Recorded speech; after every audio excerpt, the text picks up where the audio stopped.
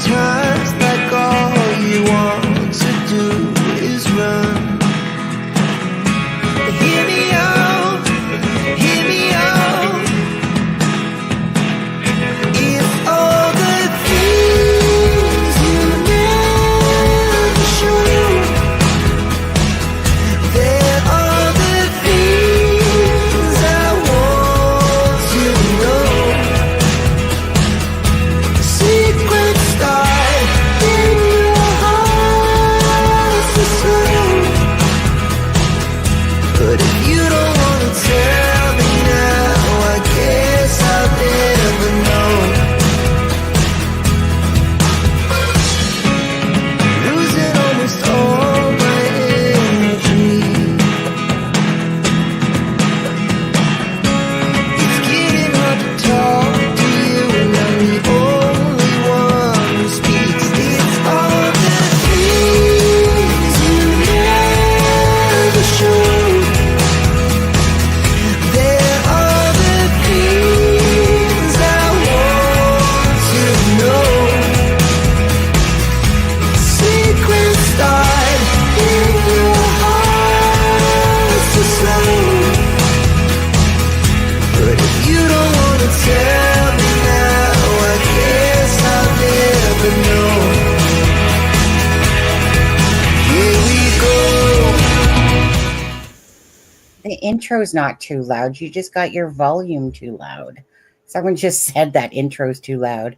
If you turn down your volume, it's not. That's like what I do. I turn down my volume, like meaning I can still hear it at a nice level when I turn down the volume. Yeah, that just has to do with your volume. Hi, Sharon. How are you? Hi, Miss Dog Lover. Melissa and Charmaine are here today. Again, thank you guys for joining the live. I got a video that I made earlier today that I'll play, and then after that, we're just really going to talk, and you guys can do it in chat as well. We're just going to talk about Abby and Libby. Maybe things that we did or thought, how your mind was changed, or when Richard Allen was arrested and all that stuff. So just more of a YOLO live with you guys, to be honest, and just talk about whatever, and you guys can put your thoughts and whatever in chat as well. And so, I forgot you, Ben. Hey, Ben. Hey, Lizette. How are you? Let's see. Just quickly go through these. Be right back. Drink. Oh, yeah. And welcome, everyone. Please hit the like if you could. Thank you guys so much. And this is the one, Net Detective. Hi, Randy. How are you? Do you feel like justice was served, Randy, for Abby and Libby? I sure do. And then, of course, Streamlabs is in the house. Just make sure you use your exclamation marks, etc. Oh, and I do want to say this. I'm going to be cheeky because this was my Christmas wish for Sunny. I would love for my husband to have a few days off at Christmas. So please consider donating to make my wish. So it's the reason why I'm saying that is because November's money gets in December on that. So I want my husband to take off 4 days. But if he takes off 4 days, it's like $1,000 that he loses. So if any does want to give me a Christmas present, that's what it would be. Okay. With being cheeky. It's embarrassing, but whatever. But I know there's people that go, want to do stuff for me and stuff like that, just for the channel or whatever and stuff. So if you do, you do. Thank you. And if you don't, that's fine too. Doing fine. Yes, I do also. Oh, that's good. And you guys, Melissa and Shar, you guys feel like justice was served for Abby and Libby by a guilty verdict for Richard Allen, correct? Mm-hmm. I do. Okay. There you go, Charmaine. Charmaine's head's just bobbing now. Rickle Joy, member for 17 months. I so much appreciate you guys, all the memberships, people that continuously. You know what? I'm going to do a membership live soon. I keep sometimes forgetting about it, but I'm going to do a membership live where we're going to talk about behind the scenes Delphi stuff that I probably would not say on here so much as I will on a membership live type of idea. And then we can just discuss it a little bit more intricately about the different things with Delphi information, kind of where it came from, and just different things that have been done throughout the time that we've been covering Delphi.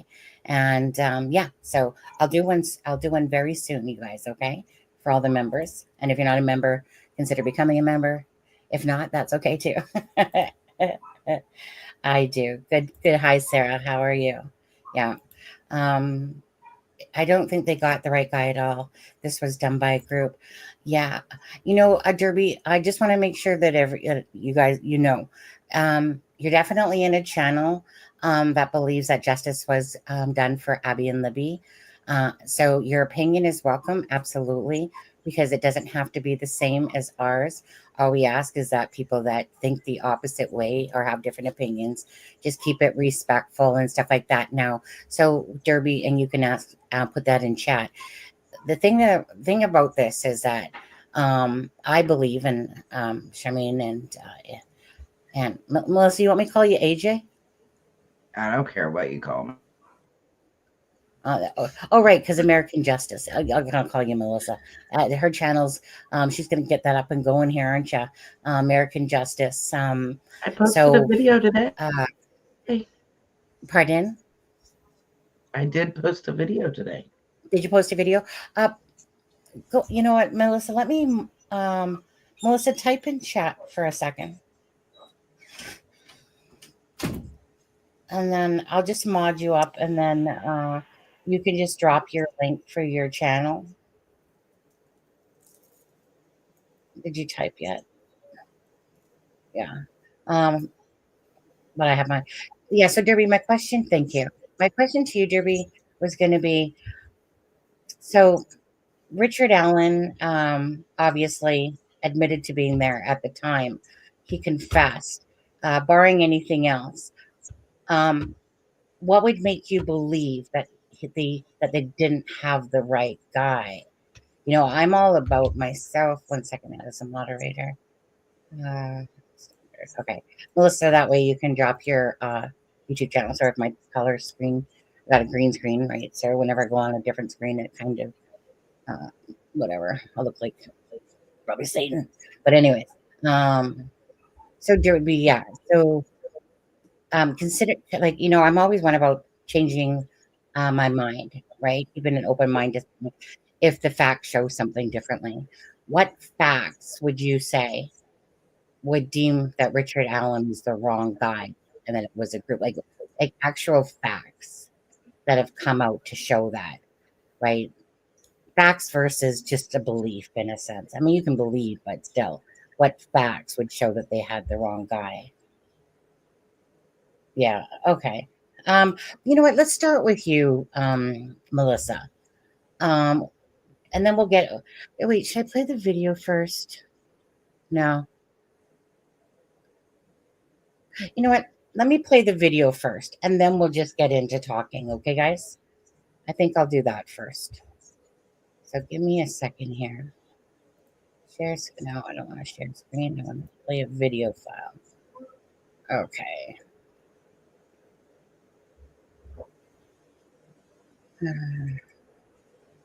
A Norfolk night, the world is cold.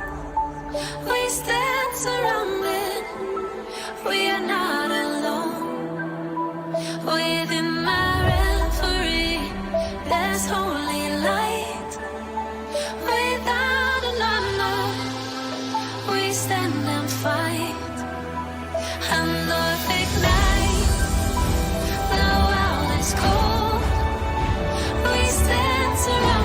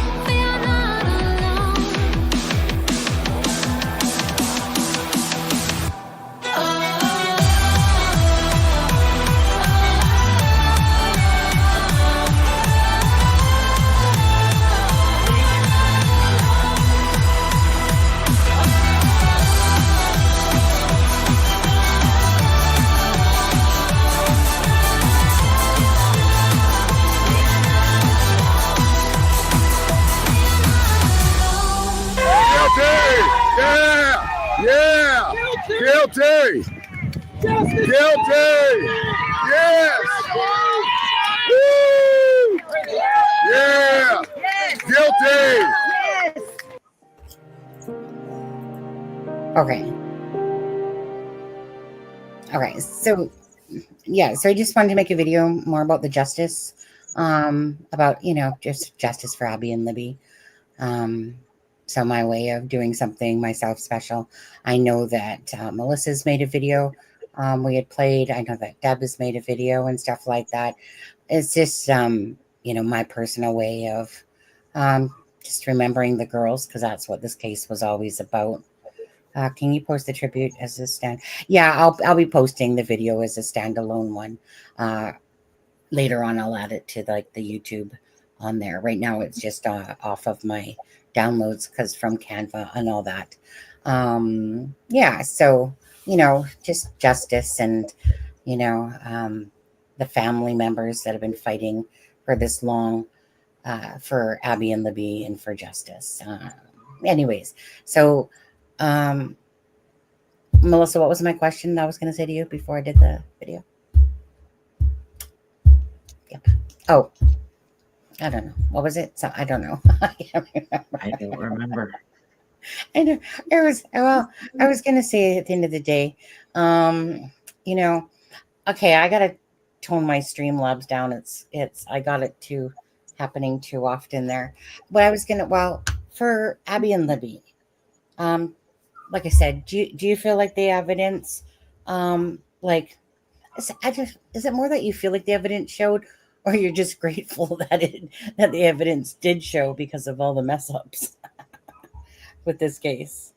I think that's what I'm grateful for, that the truth was there, and hearing it, like once we actually fully heard a lot more of the information, and then just going, yep. There wasn't a lot of people out there who were confident that the jury was going to come back with a guilty verdict, and that's because there was reasonable doubt. The defense did a good job in raising reasonable doubt during the trial, but I always say it's always a matter of perspective, and it's always it's very subjective when we're looking at reasonable doubt. And do I think that justice was served? Of course. I am happy for the families that they can grieve, but I still worry, and I've said this all along, because I'm very interested in the legal process and how everything happens. And I worry that the appeals are going to keep coming up because of some of the mistakes that were made pre-trial and in the trial. And I mean, to me, that would, I don't know, thankfully I can't relate, but I would think that would bring up so much anxiety for the families, and that was not something that, and this isn't new. Nobody should be shocked to be hearing this from me, but it's going to go on it's not over for them. And it's so unfortunate that things went so terribly with this Richard Allen arrest and pre-trial and everything else, that I believe that they're going to have to go through this for a long time. Whose doggies are those? Those are my daughter's dogs. They're off there doing Christmas chaos, and they don't shut up. When they're not home, these dogs don't shut up. I can't. I wasn't sure if that was coming from you or Melissa's side. Yes, it's me. It's me. Okay, go on. Sorry. I apologize. But yeah, no, anyways, I don't feel like it's a time to celebrate, because if you listen to like older cases and families, they show up at every like parole hearing and every appeal and everything else. It's just something that's just constant. It goes on and on and on and on. And you'd like some finality for the families. And I don't know. I don't feel a resolution for them. I don't feel like this is good enough for them. Do you know what I mean? I feel like there were so many failures. It's not good enough for them. I don't think anything will ever be good enough. It's just them going through the process, but I don't know like anything. What about you, Melissa? I'll get rid of these I dogs. mean, so I'm I glad can't- that they came back with guilty, but I, at the same time, I wonder how they came back as guilty, because I think the prosecution didn't bring their A game, and I think the defense poked some pretty big holes in it. And, the one that said earlier, I wouldn't put it past having a second person involved. I really wouldn't. So I don't know. I'm glad that they come back with guilty, because I think he's guilty. But I don't think this is over yet, and we've still got appeals. And until we have a sentencing and the appeals are all done, it just doesn't seem like it's fine. Isn't that strange? Because I actually have a finality feeling to this, even if there are appeals. So, my thing is this. In my head, as I was kind of thinking about this, we're not lawyers. We're not the jury, in a sense. So the jury obviously felt between 12 people that there was enough to come back with a guilty verdict. Um, you know, I think it's one of those things is that if you were in the midst of the jury, perhaps, and got to see all the evidence before you, and I think it honestly comes down to, was Richard Allen being truthful in his timeline at first and the confessions? Or is this just a defense way of trying to get a guilty man off, in a sense? Because that is their job to do that. So they put poked holes at it, which of course the defense is supposed to, but the thing is, honestly, um, I guess as for if they had enough evidence, I mean, at the end of the day, I get it. I get the fact that a lot of us were wondering, because um of all the mistakes, the horrendous mistakes with this case, if justice was going to come. I absolutely will disagree with you now, on more than one person did it, because it doesn't make sense to like it did before, because that's what Ellie introduced to us, was tentacles, another person, Kagan Klein. And so most people, like, I'm always just willing to go with what I'm being shown. So I went from thinking it was Garrett Kurtz and his his group over there, to thinking that it had to be at least two or three people, because that made sense. It made sense to me that one person still could do this crime. But once what became more about Eshel, that's when it clarified it, because you're not going to tag team somebody in something like this. Like, yes, there's cases like that for sure. But to me, this was about Richard Allen. And would Richard Allen really have somebody help him in a situation like this? And then there was no DNA, but it was just more what makes sense. And in this case, it makes sense to me that a lone wolf decided that he was probably going to go home after drinking some booze, probably spank his monkey or want to spank his monkey, and then head on down to the trails. Maybe he was watching some porn or something like that, goes down to the trails because he knows the trails, and he knows that a lot of people, like a lot of teenagers go there.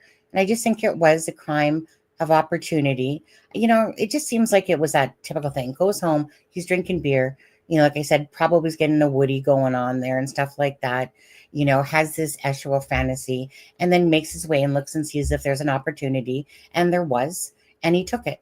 And probably two girls was more than he bargained for in this whole thing. And it ended up being that Abby and Libby crossed the bridge, unfortunately. And that was his opportunity. And again, the white van spooked him.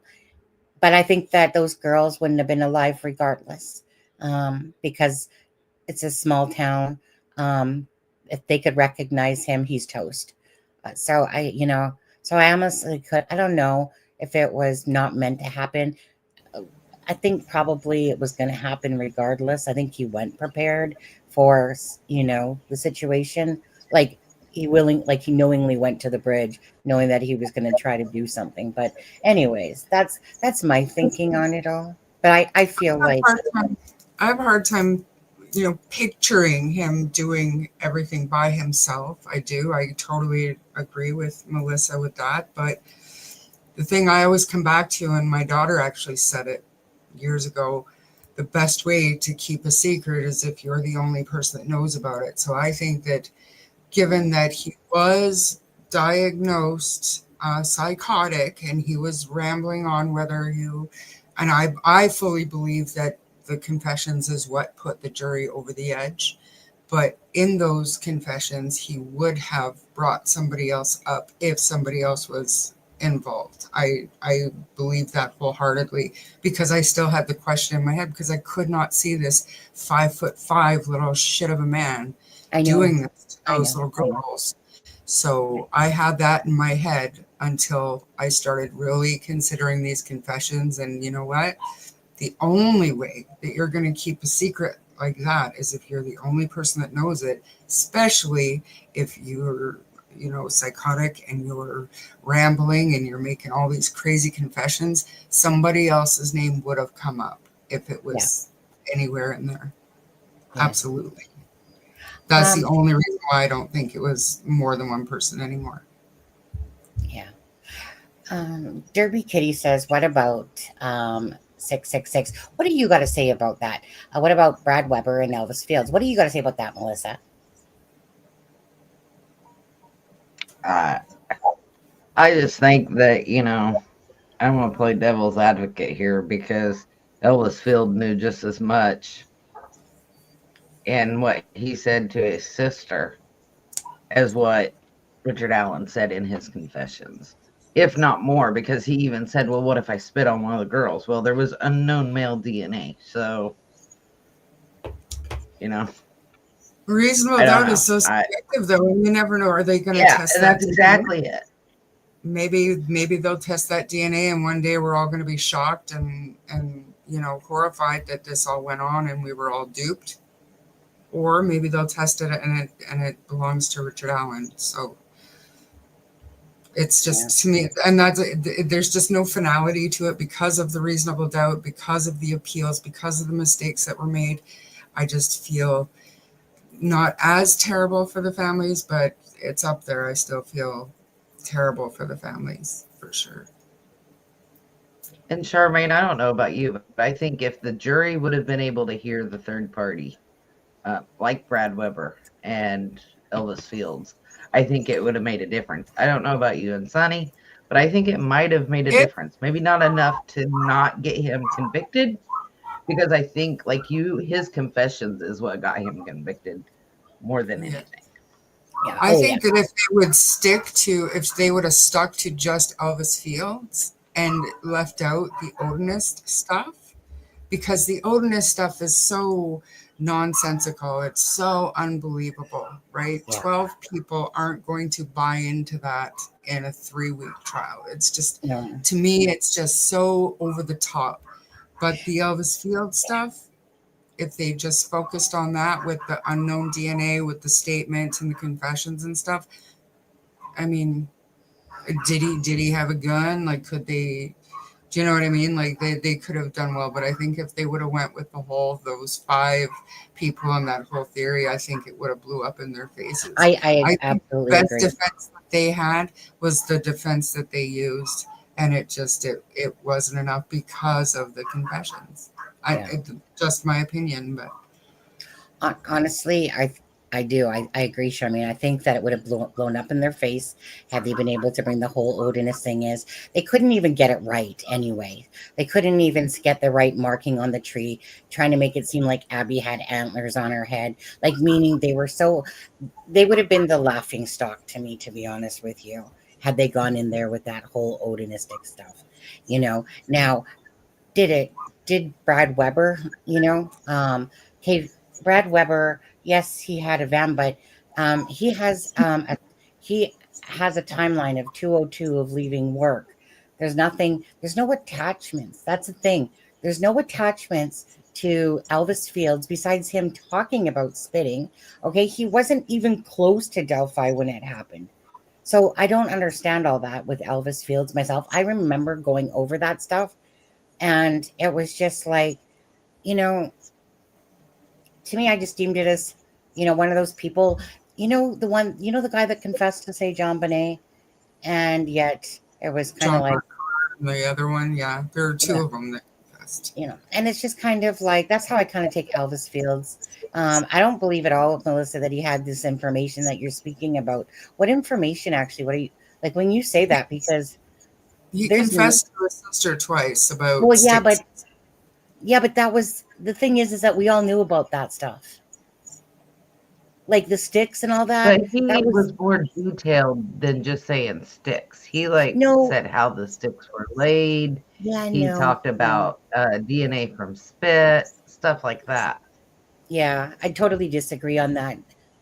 Because I remember all that stuff. Like, we'll agree to disagree on that because I remember all that stuff from Elvis Fields because I didn't really pay attention to him, Melissa, whatsoever, because he was just like, those people were just a joke in my eyes.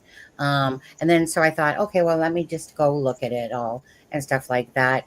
And once all the information was like kind of like put together, there was like, how do you even get down there? You don't even have a vehicle. Like, your phone is literally not even near Delphi when this all happened. It was like, I don't know, a few hours away. I just remember. But this was quite a while ago, so I would have to recollect my own memory on it. But it's just one of those things like, yeah, had they probably stuck to like probably Elvis, which was probably like their closest bet to anything, maybe then. But I just feel like regardless that the evidence was clear. He placed himself there, and then he tried backtracking, and you can't do that if you put a vehicle. And just, it's one of those things, if all the information is there and he's confessed to it, and and he goes on and on about the confessions, I think that the jury just literally was looking for the truth. Was this true that he said this? Because everything how it comes across was someone confessing very normally. Here's what happened that day. This is why I did it, type of thing, and this is how I left the crime scene. And the Don't van get me thing, wrong. I don't think Elvis Fields did it. no, but I'm just saying they could have used that as their third party. yeah, instead of all the odenistic thing was just a big joke, and people turned it into a big joke, which I knew it was going to be. But the defense themselves, like, they didn't even have their facts straight about it. But I just think it would have blown up in their face. And every time I think of the odenistic angle, I can't help but think of the Lori Vallow case, of how that one seems like it's so far-fetched, but yet it's true. But But it's no, true. eh? But it was true. But it was true. Yeah. So whenever they go with the odenistic angle and stuff like that, meaning, like, just when you think that things are, like more on a sane level, then there's a case like the Lori Vallow that comes along that you're just going like, this is just too fucked up to be true. And yet it is, so it's not like I was against anything. If there was something to show that there was truth to that.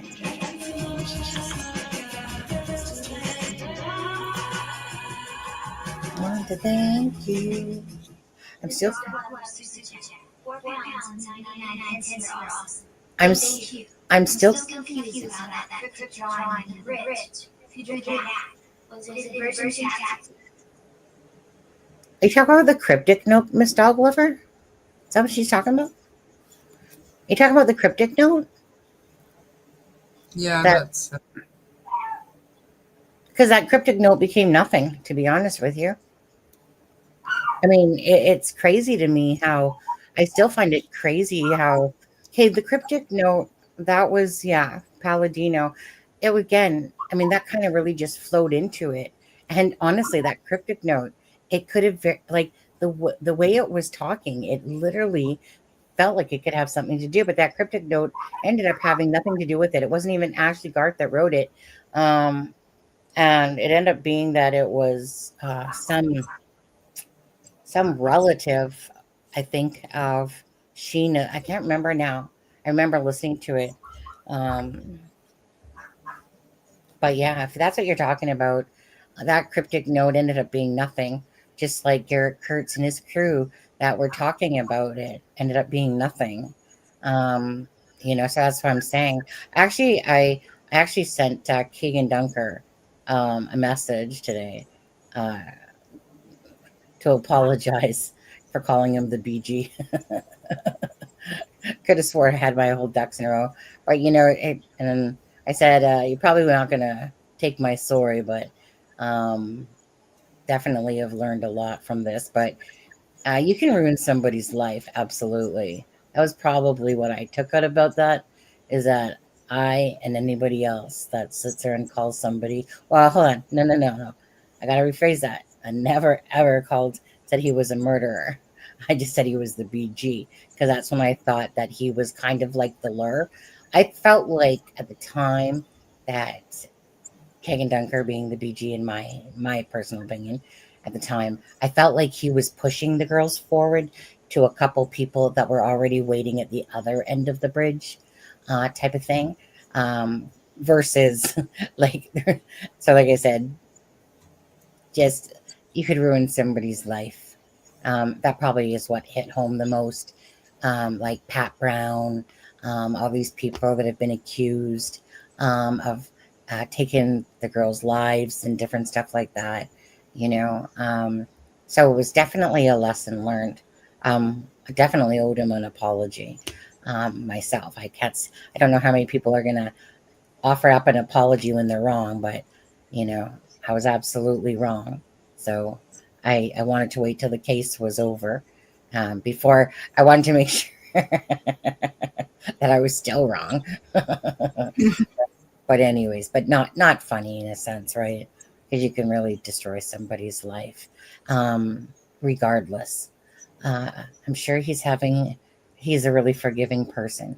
If there's one thing I learned about Keegan Dunker is that he has a pretty wicked sense of humor when I look at it, because he always was being kind of like this smart ass, and I was like, but you know what you did, you know what you and Garrett Kurtz and all that.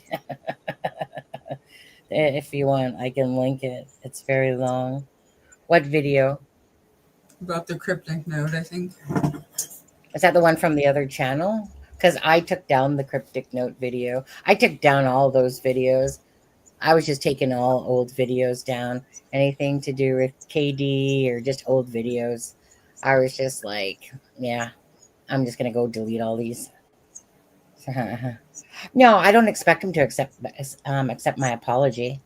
You know, for that, no, absolutely not. I mean, hey, if he does, so be it. But I'm not expecting him to, by no means. It's just doing what I felt was the right thing to do, right? Being honest enough to sit there and go, "You're wrong. You need to say you're sorry," for accusing him of being the BG and stuff like that. Because again, it can be very detrimental. Uh, oh, you can link it if you want, Ben. Uh, but anyways, cryptic note had nothing to do with it. Garrett Kurtz found whatever. Um, respect. I mean, you guys. I was gonna say thank you, Susan, because Sarah, because this is what we're gonna talk about. Um, for people, for yourself, talk about your journey with Delphi, things that you did, whether it was on your podcast, whether it was just your journey of you getting into it, um, things that you would research about the case, whatever, just whatever you want to bring up. Um, well, it was 2017. I actually saw a story on Inside Edition here, and it was about the Snapchat murders back then. It was only a couple of months old, but honestly, when I saw they had a video and they had his voice, I thought they'll catch the guy. No, they're going to catch him. And I had other things going on in my life at the time and didn't pay much attention to anything until 2019 and that press conference. I can't remember if I read something something or saw something and I went looking for it. And then I found my way to YouTube, and believe it or not, it was Greeno's videos that I started watching, and that led me, because of some other drama that was going on, led me to Sunny Justice's channel, and I just dug and dug, and I watched that helicopter footage and the scanner radio over and over and over and over again, and yeah, that was. I didn't do. I mean, I'm not. I'm not a YouTuber. I'm not a sleuth. Nothing like that. I'm just very interested. So that was my involvement in it until, you know, until the arrest and the legal stuff came up, and then I was able to kind of, look into things and help a little bit here and there with understanding things, because I do have that background. But yeah, just a regular person that was into true crime. And when we started our podcast, it had nothing to do with Delphi at all. And because I think, if I'm not mistaken, it like episode 3 or 4 or something, wasn't even our first episode we did. And the only reason we decided to do Delphi that day is because it was February 13th. That we were going to be recording, so we were like, we might as well do it. I think it was the 6-year anniversary at that point. So At that point, yeah. Mm-hmm. Thanks, Charmaine. Yeah, so I've been watching Sunny for a few years. What'd you say? Yeah. I've been watching Sunny for a few years. Yeah. Yeah, and me and Charmaine have become great friends because of it. On there, another fellow Canadian. One day we're going to meet actually physically. Just a matter of timing on there. But I consider Charmaine to, be a great friend. Like I said, just, when people sometimes just naturally fit into your life in a sense without effort, without trying. It just, you come across somebody and stuff like that and on there. So I love you. Thank you. I consider you a very great friend of the channel. And you alone, actually. Can I say that? No, not you alone. Okay. So this was my Christmas wish this year, right? Last year it was for my husband so that he didn't have to have a car payment last year. And by the way, the car is paid off in full, $73,000 later, 6.5 years later. That car had its final payment a few days ago. So thanks. But Charmaine last year, I think I would say 75% paid for that car payment for my husband. So I want to thank you for that, because remember all the gifts memberships you were doing? Yeah, well, you said you needed that help, and I didn't know at that time YouTube took so much. I would have just thrown it at PayPal, but Yeah, YouTube 30%, right? I know, it's crazy. Honestly, it's like dealing with loan sharks, but it's their rules, and you gotta go by them. And hence why people put up their coffees and vent. Well, in Canada we don't have Venmo and all that stuff, but the only reason I do it now is because I like the Rickroll. That's it. I mean, if you took away the Rickroll, the Rickroll. Yeah. But yeah, but I was gonna say, so thank you for that, because I do remember that.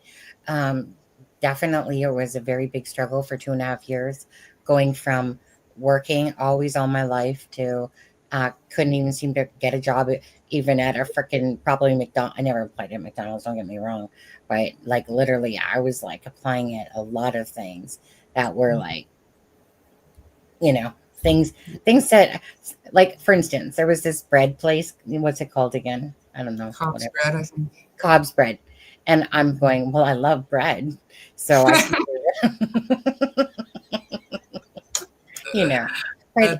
Right. It was, yeah. So, because I ended up losing my job with optometry there because of the COVID stuff, and 2 years later. So usually with optical, it's every 2 years that people have their benefits, and the sales just actually it's gone now. The store, that one in particular is gone. The one I used to work at. But anyways, so I just was feeling very depressed and down, and I was feeling like I was worthless and I just felt worthless. And so it was just kind of like any income that was trying to help my husband out was through YouTube. And it was very stressful on him. I almost cry when I think about it, because 2.5 years is a long time for somebody's paychecks to pay for everything pretty much.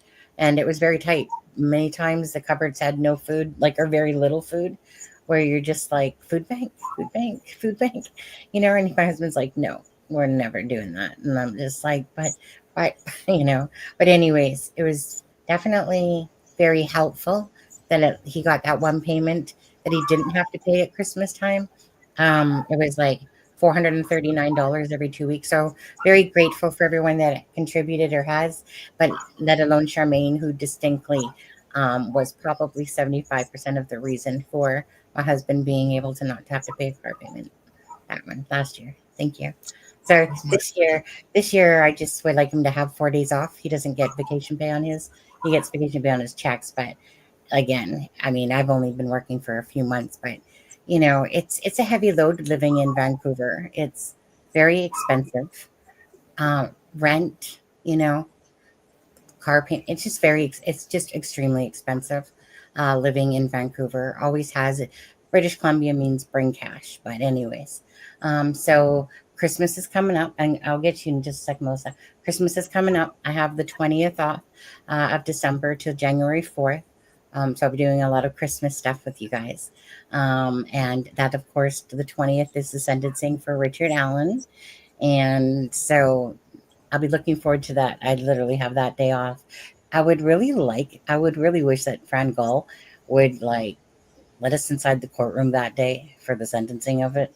But I doubt that's going to happen either. But anyway, maybe, I'm hoping. But so Melissa, go back to yourself now. About Delphi, how you got into it, what you kind of did, your research that you did with it, the case of trying to figure out who BG was. I don't know, just your story. I don't know. I heard about it that night that the girls went missing. And then I just, somebody asked me the other day why I followed this case so closely. And I didn't have an answer. I don't know. I just know I did.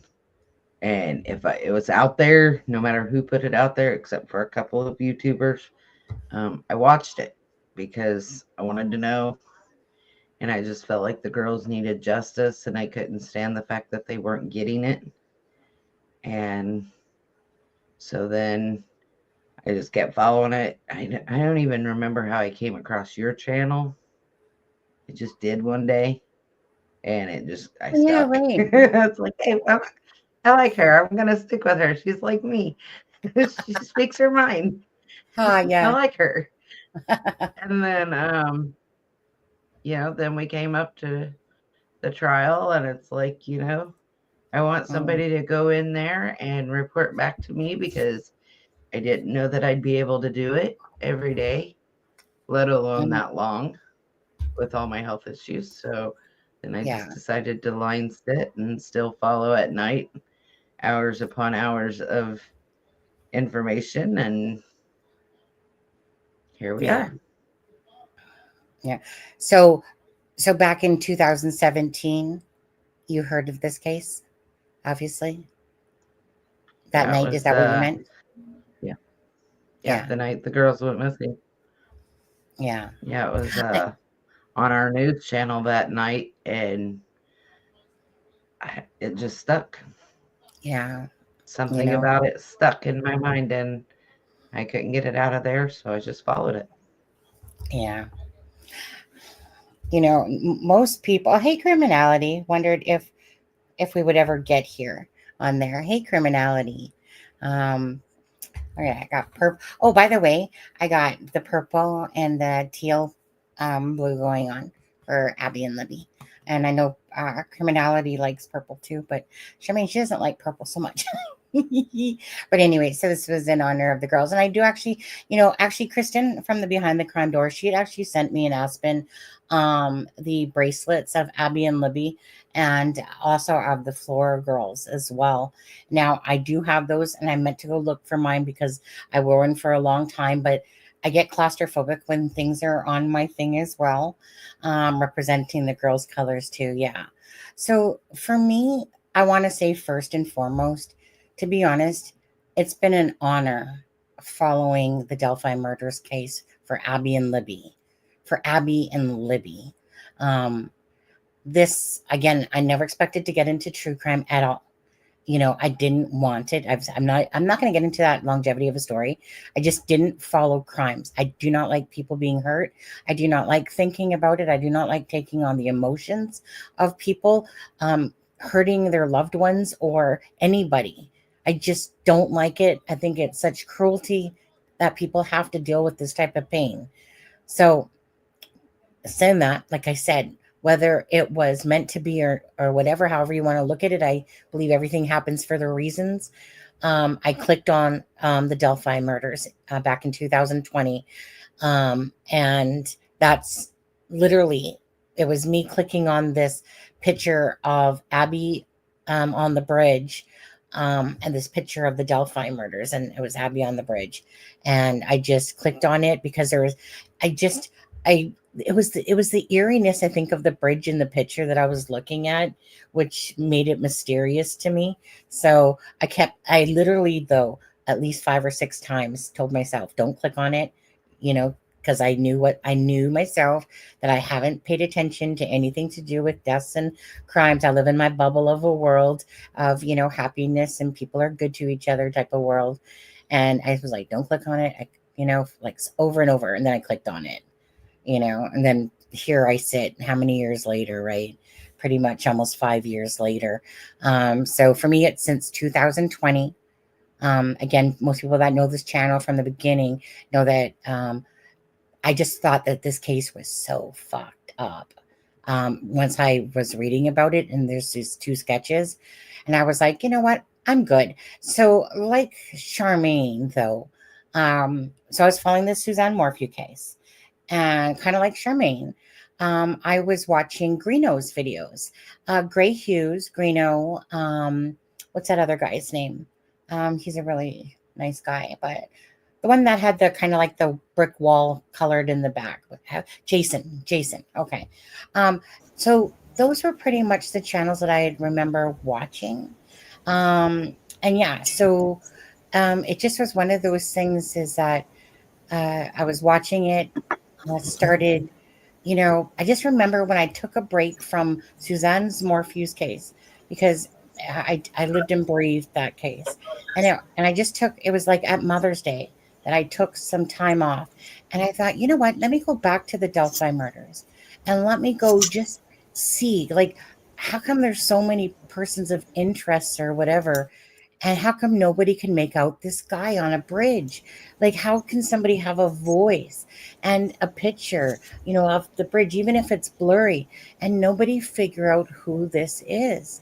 It just, whatever. So what I did actually, to be honest with you, was I took all the people that people were saying were the BG, the main ones. And I took all their pictures and I'm like, okay, what can I look for, in these pictures to take them out or keep them in, so whether it was their facial size or something, whatever would exclude them. And then, I only wish I could have told the story that I was looking through a magnifying glass, which I truly was. And I was just zooming in. I was looking for anything at all that could show me, some eye features or nose features. Ended up being, I was like, ooh, moles. I know moles. Okay, I can laugh at it now. All right. Okay, fine. But anyways, so because to me, the only way you're ever going to kind of try to figure that out, like meaning without being the police, is you have to just compare all these different people and just kind of go through them yourself and eliminate. That was my idea. And so I figured, well, the only way to even try to figure it out is by the face, because obviously the jacket and that hasn't shown anybody who the BG is, just by him being on the bridge and his voice, and nobody's claimed that. So I was like, the only way to even try is just to figure out this person's face, and so yeah, then I came across like what's his name, that Lindsay guy, came across, yeah, that guy, Robert Lindsay. I came across his blog, came across the Devil's Hop Yard video and stuff like that. But it was the fact that my Keegan Dunker one was because um, Gonzo had told me about Garrett Kurtz, and I didn't know about Garrett Kurtz at this point. And I was like, "Oh, who's Garrett Kurtz?" And that, and then it made sense. Okay, well, Garrett Kurtz, he worked on the land of Ron Logan's. He's a unsavory person himself. So yeah, this makes total sense. And so it just became about a picture of him and Garrett, Keegan Dunker and Garrett in this vehicle, and looking at the photo and hats. And I tell you, I showed Alexa did. I'm like, Alexa, I don't care. This is fucking Richard Allen's doppelganger. I mean, to me, honestly.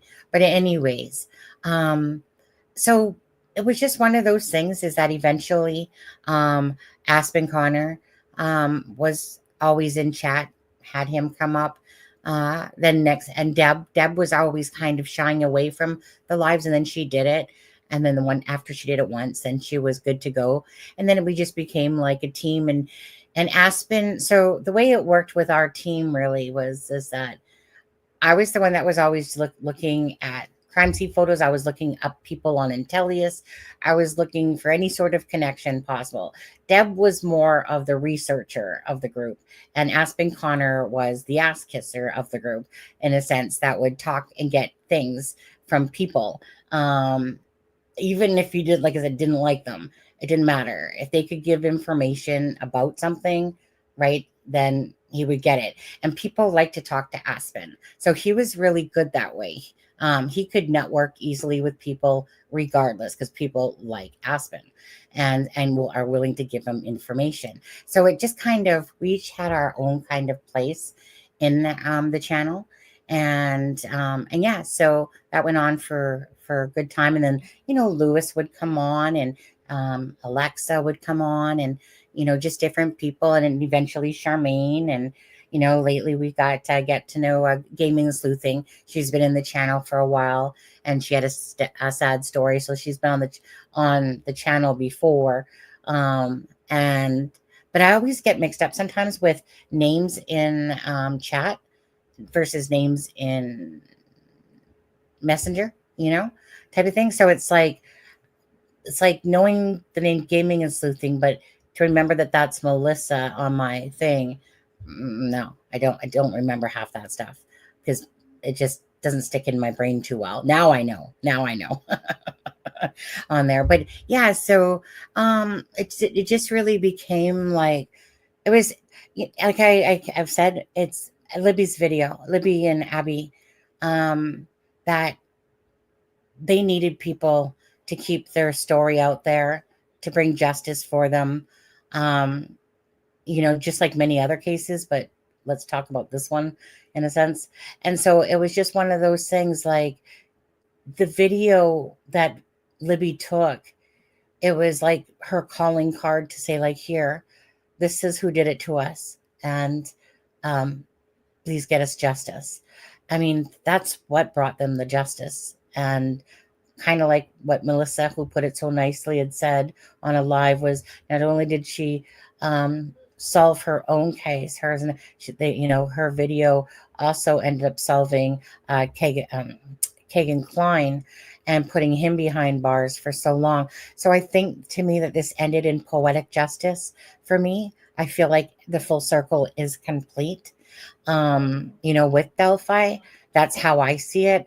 I think I feel a sense of completeness. Whether the family does, I don't know.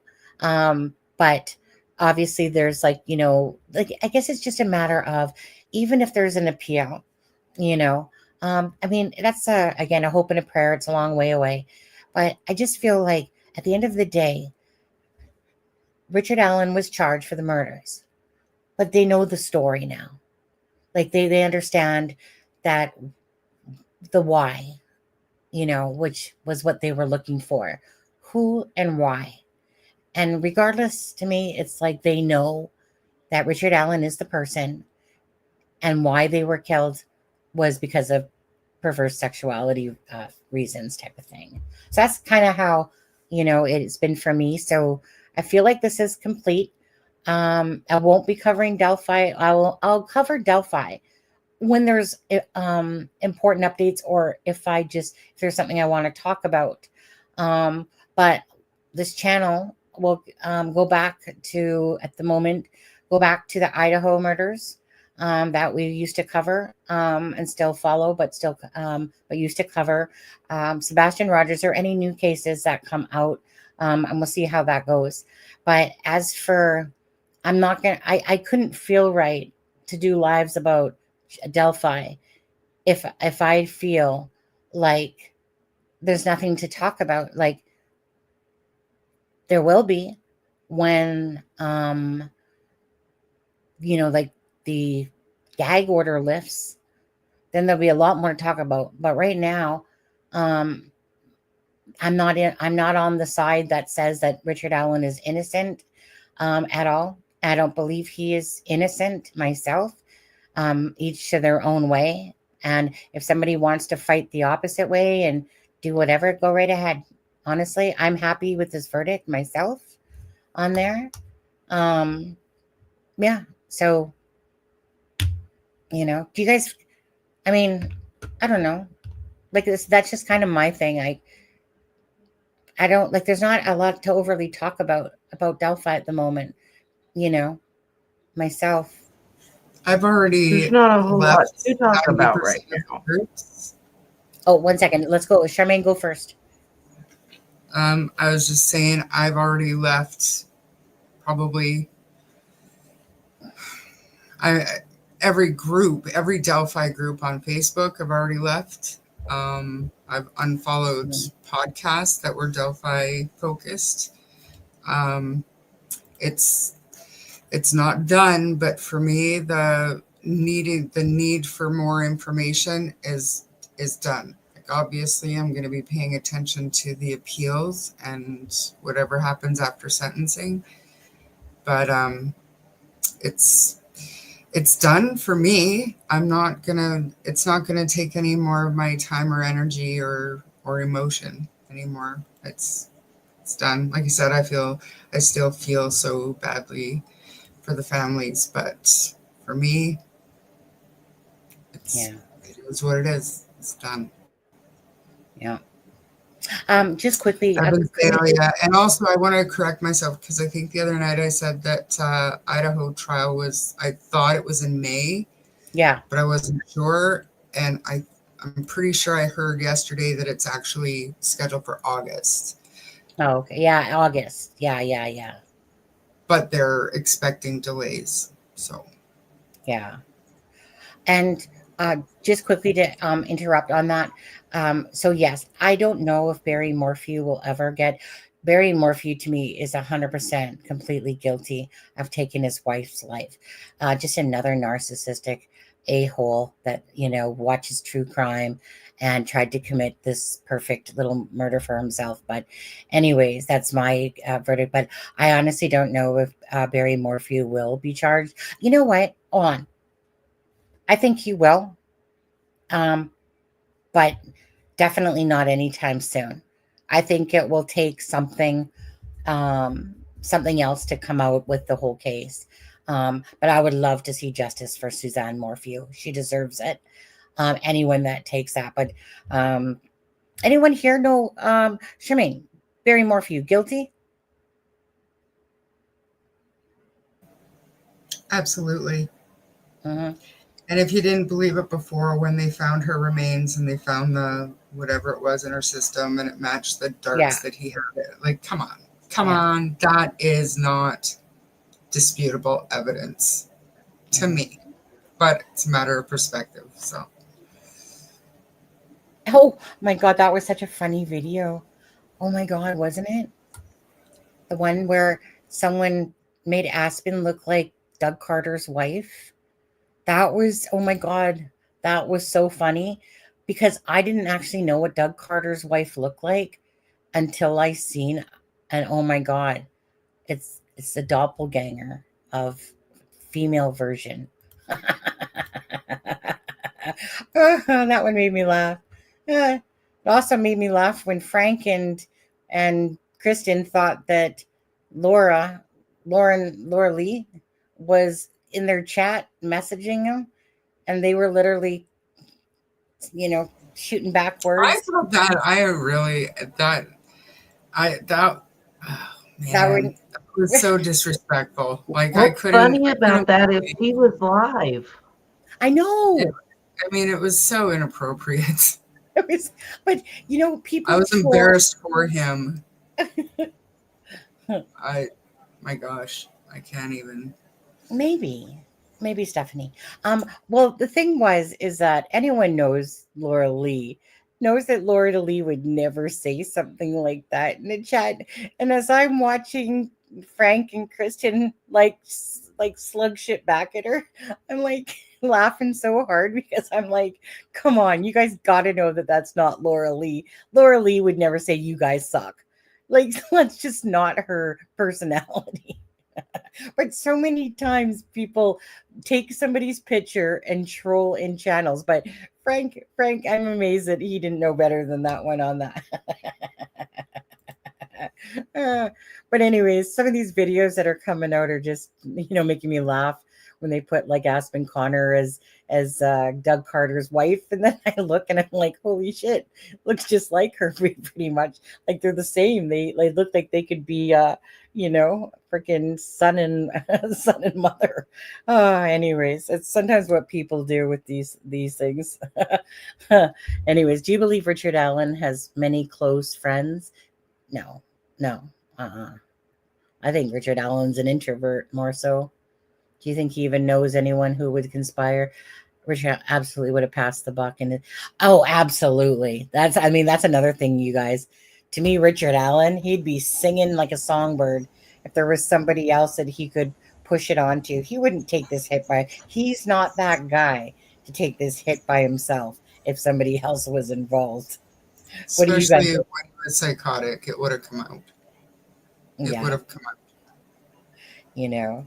But yeah, so let's see. I Working with can't say as I disagree with that. pardon.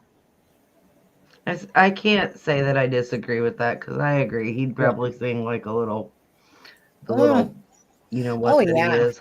little leprechaun that he is. Yeah.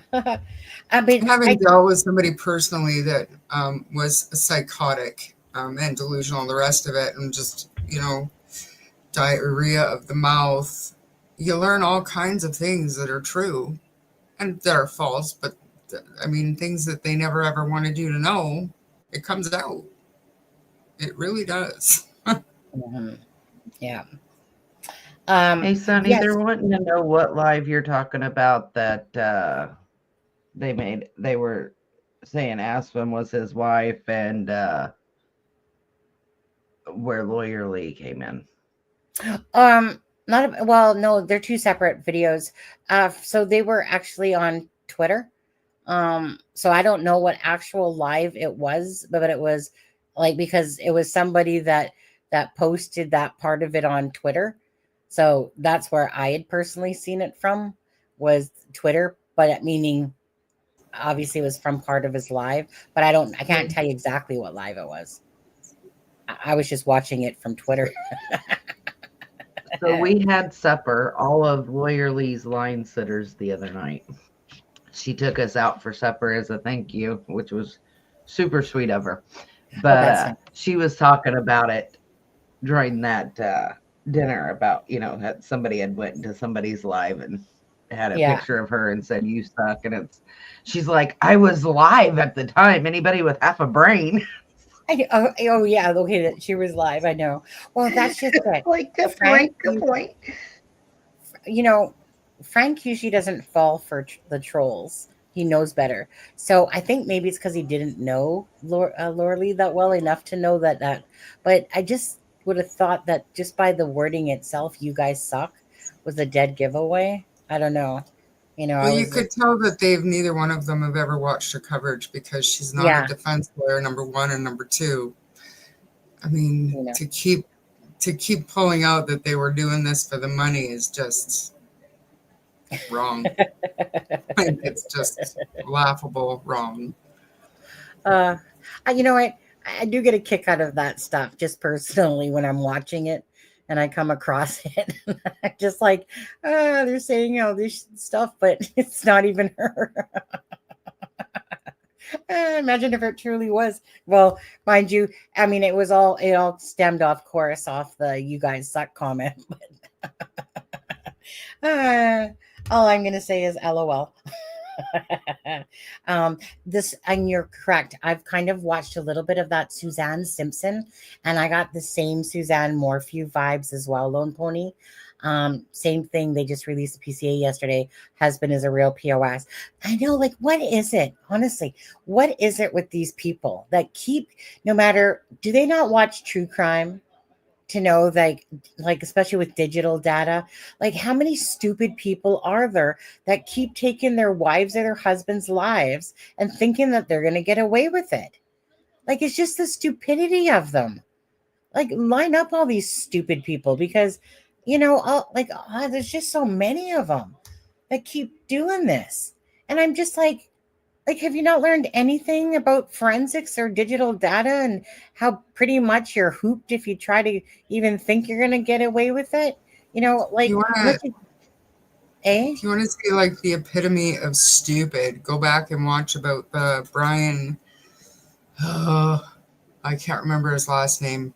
At Walsh. Walsh. He, whatever. His wife went Oh, missing the Brian last Walsh. 2 years. Yeah, that guy is next level stupid.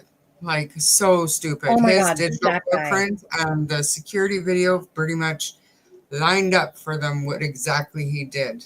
I mean, other than where he actually physically put her, everything else is like right there for him. I mean, all the searching that he did, Unbelievable. From his kid's iPad. Like, what a piece of shit. it's just, Unbelievable. honestly, but yeah, that Suzanne Simpson case, absolutely. I was looking at it and I was going, ooh, should I cover this one? Because it totally gave me Suzanne Morphew vibes as well. And then there's, okay, how about this one recently, guys?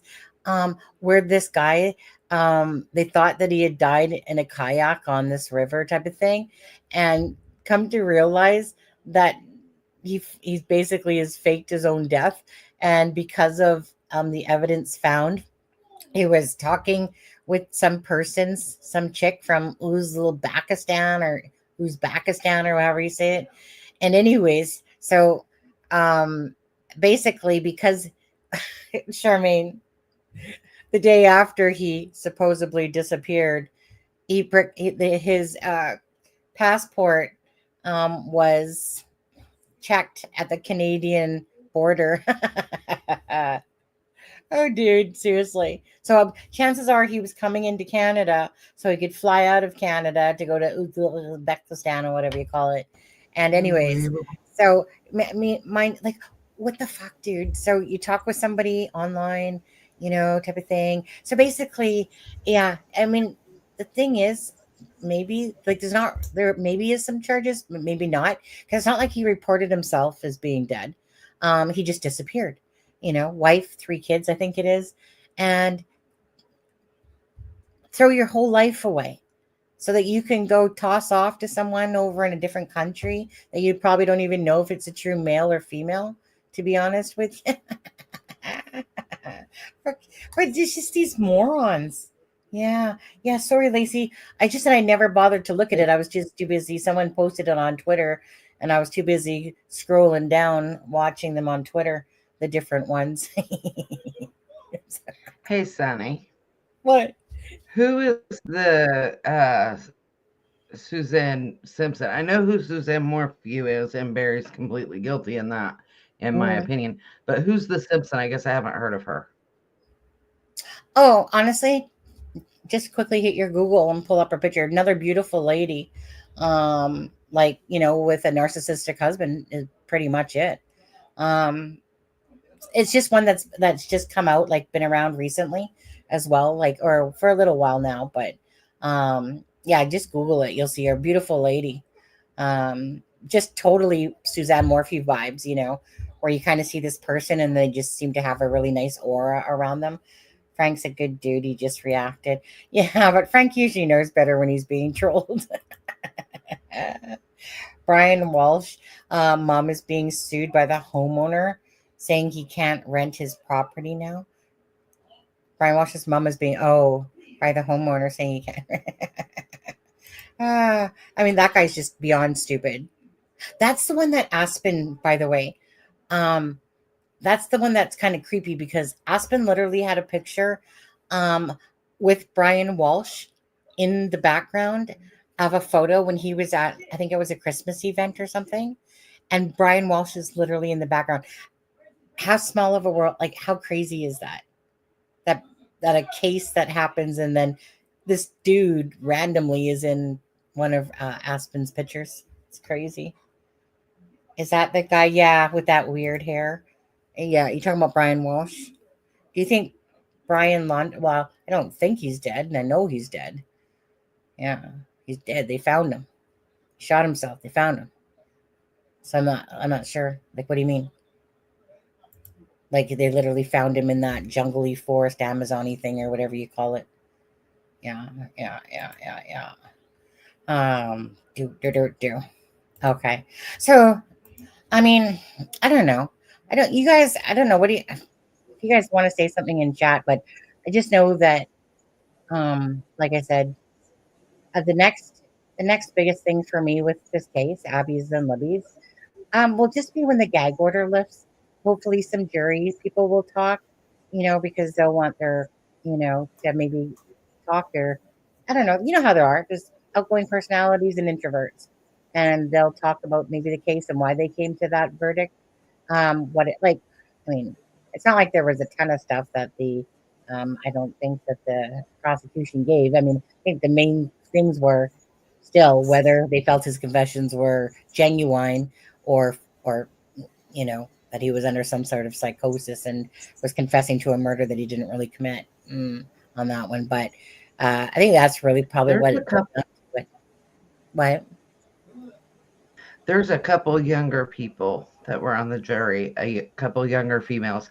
I think when that gag order's lifted, those two are going to be the first to pop up and say, I'm willing to talk. Yeah. Who wants to talk? Yeah. And not just that, I was thinking about it because there's a lot of people out there who think I wouldn't want to talk with all the scrutiny and stuff, and how intense some emotions are about this guilty verdict. I wouldn't want to talk if I was a juror, but I was thinking back to the Casey Anthony one, and it was the same thing. But they were able to do it anonymously. They agreed to talk to the media, and the media agreed to keep them confidential. So they didn't show their face or whatever for as long as they felt comfortable. So I think it's very possible. I'll be right back. We'll hear from one or two of them anyway. Because that's what that's what I'm most curious about. I'm pretty sure it was the confessions, but I'm, I really want to know what was it that was more, I don't know, because from what we heard, those prison videos, the in-cell videos were pretty emotional to the jurors. So I wonder. Yeah, because I mean, when they showed those videos, especially the movement videos, I mean, they were reactive to the incel videos, but when they showed the movement videos, they were very I don't know what the word is. I know what it is. It's on the tip of my tongue and I don't know it, but they were very reactive to it. So, I'm like you. I'd like to know what the final, like, what pushed you over the edge? Were there holdouts? Were there some of you that thought he wasn't guilty or thought that the state hadn't proven the case? What was like the main piece of evidence? And I'd like to ask that question. Like, what exactly was it? Because you can't, like I said, the defense was able to put question marks on pretty much everything the state brought up, except for Richard Allen's own words. And even that, well, was he psychotic? But I think a huge mistake was to do their closing focused on his treatment instead of how they were trying to get across that he was innocent. I think that was a huge blunder on the defense's part. I agree. They didn't focus. They focused a lot on the mental health part. They didn't focus enough on the he wasn't there, he didn't do it. That's right. T, do you think that justice was served with him? I mean, I do. Like, I feel he's guilty. Like, I agree. I think he's guilty. But we know stuff that the jury doesn't know. So I want to know what But made you're them Bippy, they know think he's now. guilty. Oh, I guarantee you they know now. The gag order might be still in place, but they can go and Google that stuff. Oh yeah, they can all look it up and everything now, but for sure. Yeah, hey Teresa, are you going to And come I'd to be the Idaho interested. trial with me and Sunny? Oh, I'd be interested to know if any of them felt like they were misled in any way. Like, do they hold some kind of resentment to the fact that they weren't introduced any third-party evidence, if that would have made a difference in their decision? I'd like to know that.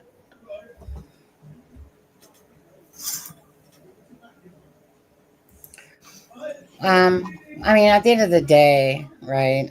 It's still, I mean, is what it is. No going back, but I don't even know that they would talk about that, to be honest with you. Well, if they agreed to an interview, I mean, it's gonna Yeah, be asked of them, I'm sure. Well, maybe. I don't know. It's just Because if would this have made a difference? Had you known this, if this was in trial, would it have made a difference? And it would be almost impossible to answer. Because yeah. 136-page memo, I don't think, to me, when you spend that amount of time sequestered, you're not going to spend the amount of time it needs to absorb that memo on its own, let alone everything that happened since. You know, you might hear about it, but are you really going to dive in after you've put so much of your time into it already and you've already come to your decision? Like, I wouldn't. I just think that for me, go ahead.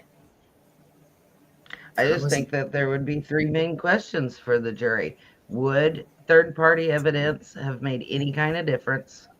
Were there any holdouts who you had to change their mind? And what was the evidence that tipped the scale to make you guys say guilty? And do they feel like, you know, like I said, that third party, do they feel it would have made a difference? Yeah.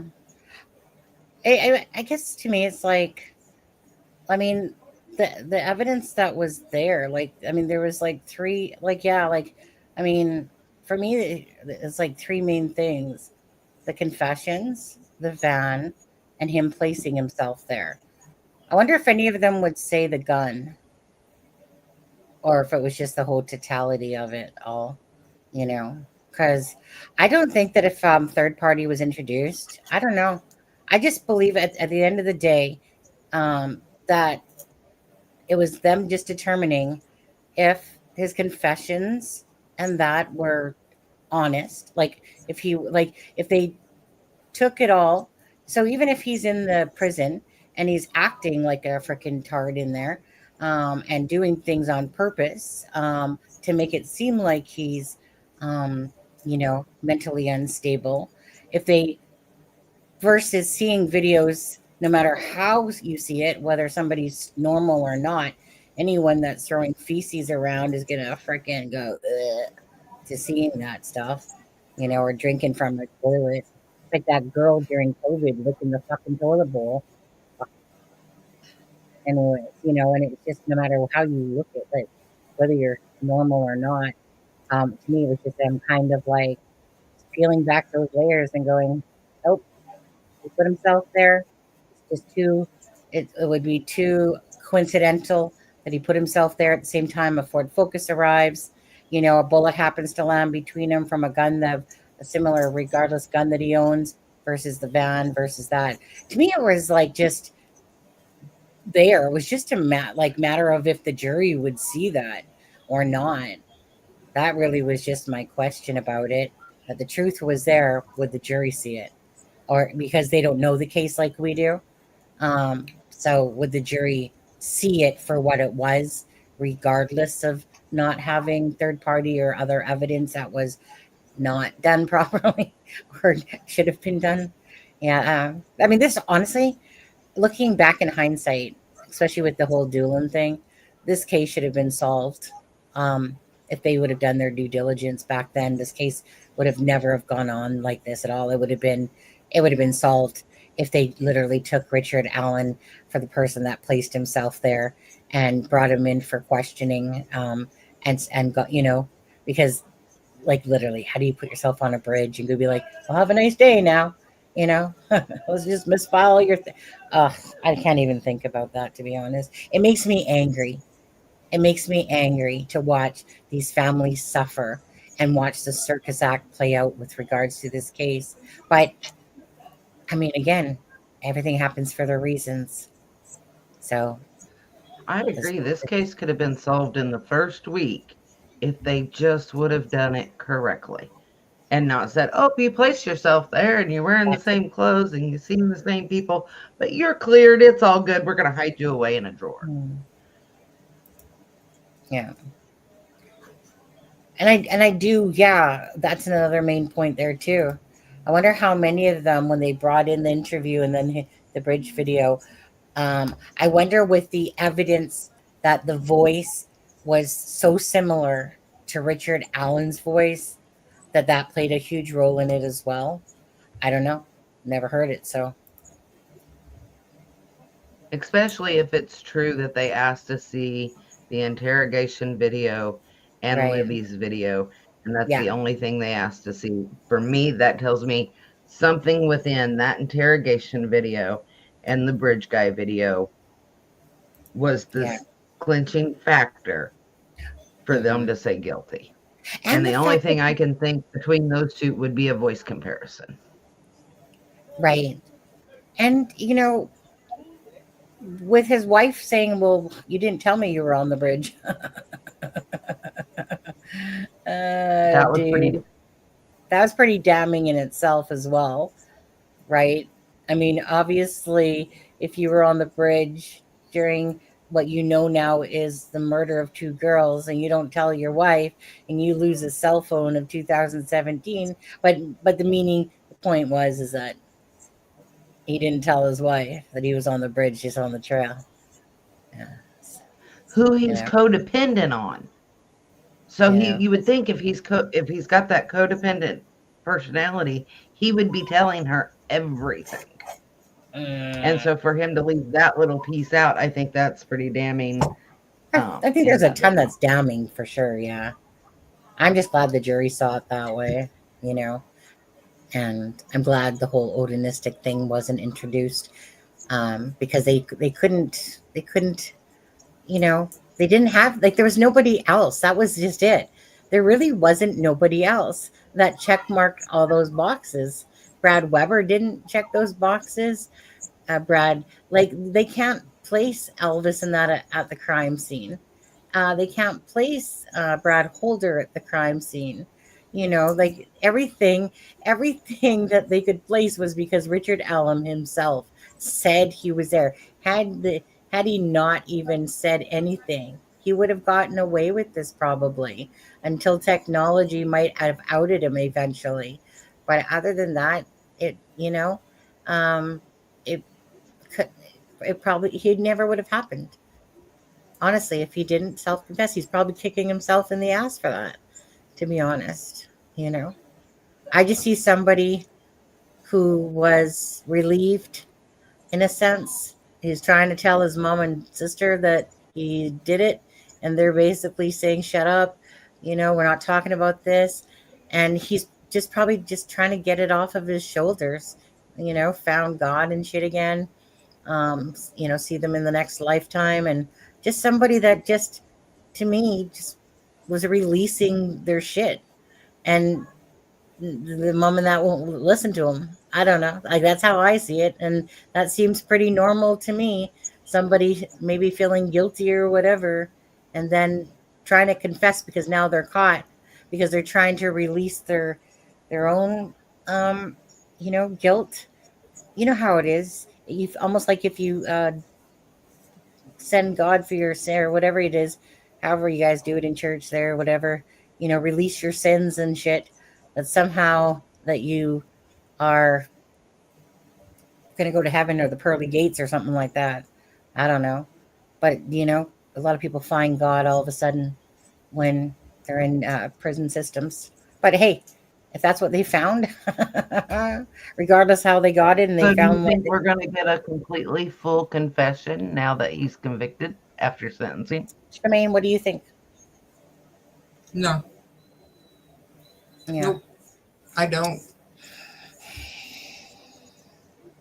He's no Chris Watts, I'll tell you Why? that. Because I think that his defense team has not only convinced him, but also has legitimately raised some really serious.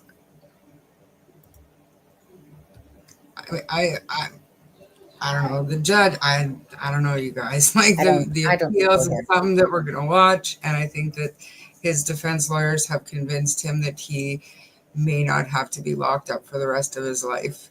If he's Yeah. medicated, he's not psychotic, he's got the love of his mom and his wife.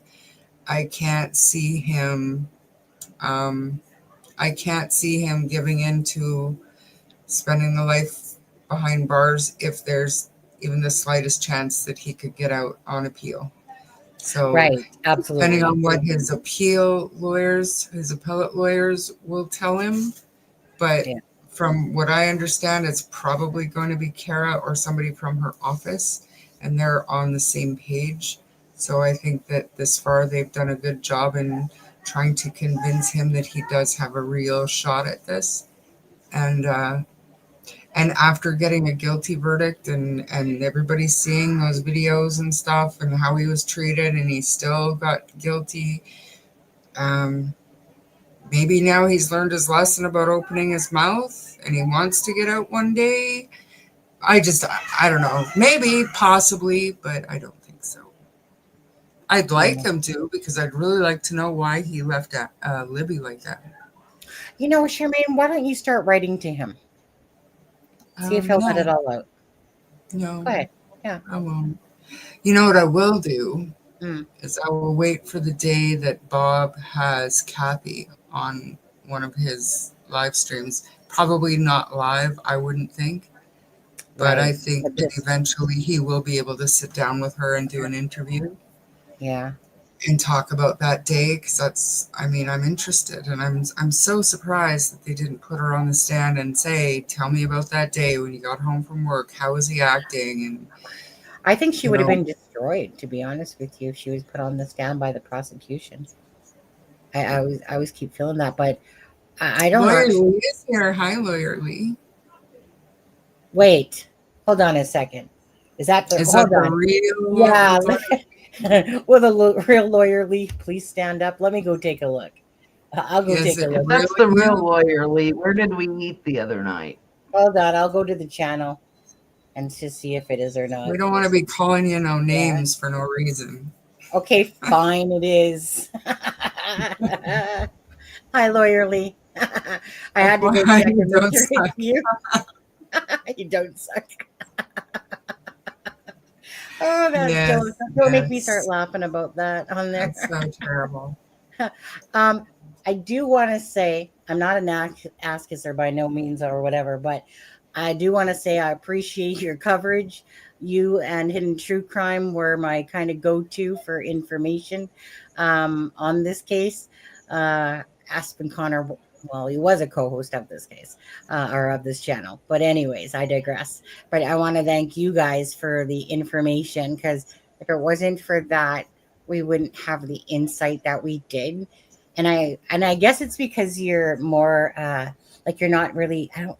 This isn't a derogatory thing, but I like people with more upbeat personalities when I'm listening to them instead of a monotone thing going across. So anyone that kind of has a little bit of life in them when they're talking and using their arms and movements and stuff like that, but very expressive is what I want to say.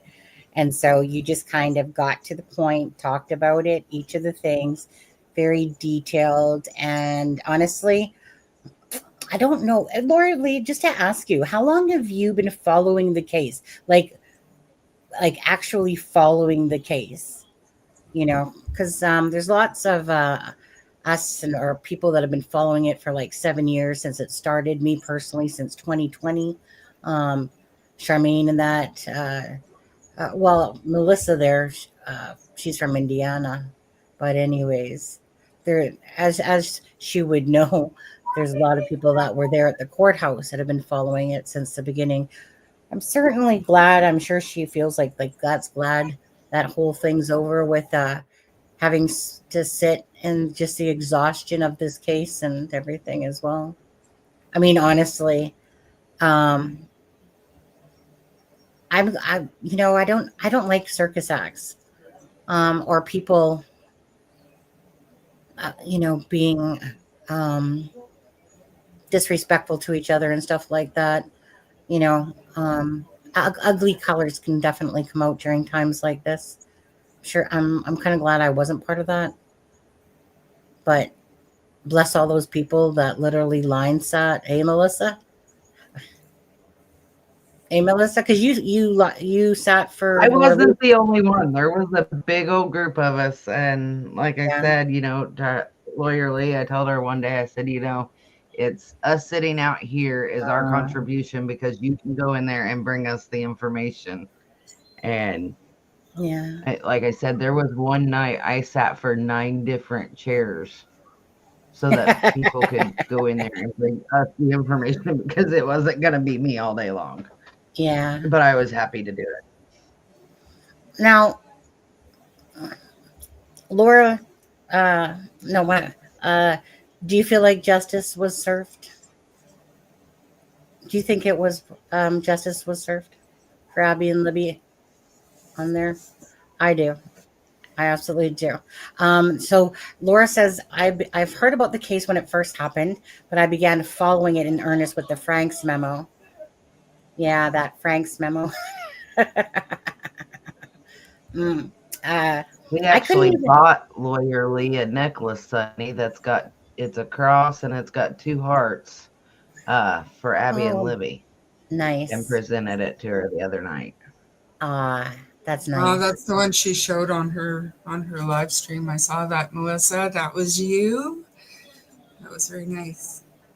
Yeah, I went and bought it and I just said it was from everybody because I Yeah, don't know. I just wanted to give her a thank you from everybody. So I just went and yeah, bought it and said it was from everybody. yeah. Now, so where'd she take you out? Was it McDonald's or was it for like steak and No, lobster? but it was a nice place. I don't know. I'm just teasing. It was a nice place. I will say that if Uh, Lee wants to say where that was, she can, but it was a very nice place. They had some nice, good food. And they brought us these salads, and they were like in a wheel. They had like the lettuce in the middle, and then you had these like little cups around the edge of this thing that had banana peppers and mushrooms and olives and cheese and all kinds of stuff. And they brought us dressing in like little gravy boats. It was a very, very nice restaurant. nice. Oh, that's so nice, and that's so sweet of you too. Because, like I said, I watch things when I can, but honestly, since the uh since the guilty verdict has come in, I literally haven't paid attention to anybody at all. But I can't say I've watched every single live, but I watched everything each day as much as I could because obviously I'm working and trying to do a live right after, and my whole schedule was 12 to 8 for 2 weeks. That was really hard, but I want to keep my promise. So I listened as much as I could with the like evidence and stuff coming out, but I didn't get to see. So I didn't know about that necklace. Just gonna say, call us on this one. But anyways, that's such a beautiful thing to do, and a beautiful thing to take those people and appreciate. for all what they did as well. You know, that's what life is supposed to be about, helping each other, not trying to tear each other down and bring each other down. It's supposed to be about helping each other. And Melissa, bless you again for all that you have done in there, and bless all the people that were spending their nights out there, sleeping on the floor, getting into the courtrooms and giving us that coverage that it's been so hard for us that have been following the case for so long, to not be able to see it for ourselves on TV, you know. Yeah. I Actually, will if say go one thing, ahead. Sonny, that was really nice about Lee's coverage is it was an unbiased representation of Yeah. what happened in court. She didn't Yeah. put her spin on it. There's a few of us that know how she feels, but she did not bring that in. She just did an unbiased showing of Coverage. what happened in court. And Yeah. she kept it somewhat brief so that she could get some sleep and we could still follow it along. Andrea was good, but a 5-hour live is a little much to follow along for a day's worth of trial. Yeah, I didn't, like I said, I barely watched her. She just wasn't my cup of tea personally for watching. I just liked Lawyer Lee and Hidden True Crime. Those were my two faves to watch. Sorry, Tom Webster, if I didn't put you up there, you are my third. But honestly, that's the one thing I can't stand. I just like listening to the facts. Like, we can talk about whatever, but I don't like it when I'm watching a channel that is so biased against the one side. No, just the facts. And so that was perfect.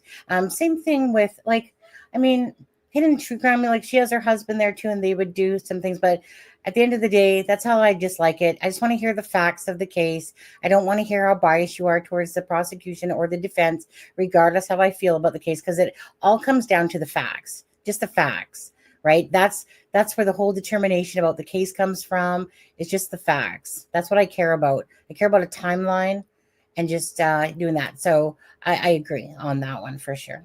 But what was I going to say? Oh, Laura, do you feel that the sentencing date on Sunny, December... one sec. Are you calling her Laura? Because it's Lawyer Lee. Yes, she does. She calls her Yeah, but, Laura. yeah, Okay, but it's Lawyer.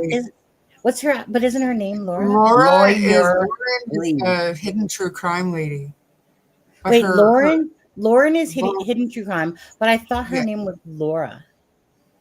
Lawyer. Lawyer Lee. Well, no, I know it's Lawyer Lee, but I thought her actual Her name was is Lee Wallace. Oh, No, her well, name is Lee Wallace. color me stupid then, because I thought her name was actually, and maybe I was getting it mixed up in my head along the way because of Lauren and Laura. So I thought her actual name was Laura Lee. Okay. I just thought you were saying Yeah. lawyer really No quick or a problem. weird way, so I didn't notice Well, till just, now. you know what? A name I change just is thought it easy. was her Canadian accent. Oh, no, no. Okay. Because I probably got it twisted because of the L thing going on and Lauren and then Lawyer Lee. And I probably end up twisting it and started calling her Laura Lee. Oh my God. I can't, you know what? I digress. Let's just change your name for the sake of Sunny, to be honest with you. Let's just call it easy. I kind of like the whole Laura Lee thing though. Lawyer Laura Lee. It just all comes off the tongue rather easy, but okay. My bad. I was Sorry. driving the other night and using voice to text, and I said Lawyer Lee, but it typed out Lawyer Lee. Oh, And Lawyer so I put on one of her things. We done changed the name of your channel. It's Lawyer Lee with Laura Lee. Yeah. I like it though. I feel like a name change is in order all of a sudden. It just flows off the tongue nicely. And that way, no matter what, I got it right. Lawyer Lee or Laura Lee, one of the two. Anyways, what I was going to ask was that, do you feel Lawyer Lee? Damn it, I like Laura Lee too, though. Okay. Do you feel Lawyer Lee that that they're going to televise the sentencing at all for Richard Allen, or no? Or that it's just going to be open to the public like it normally is and no count? You know, I'm so disappointed in golf for this crap, to be honest with you.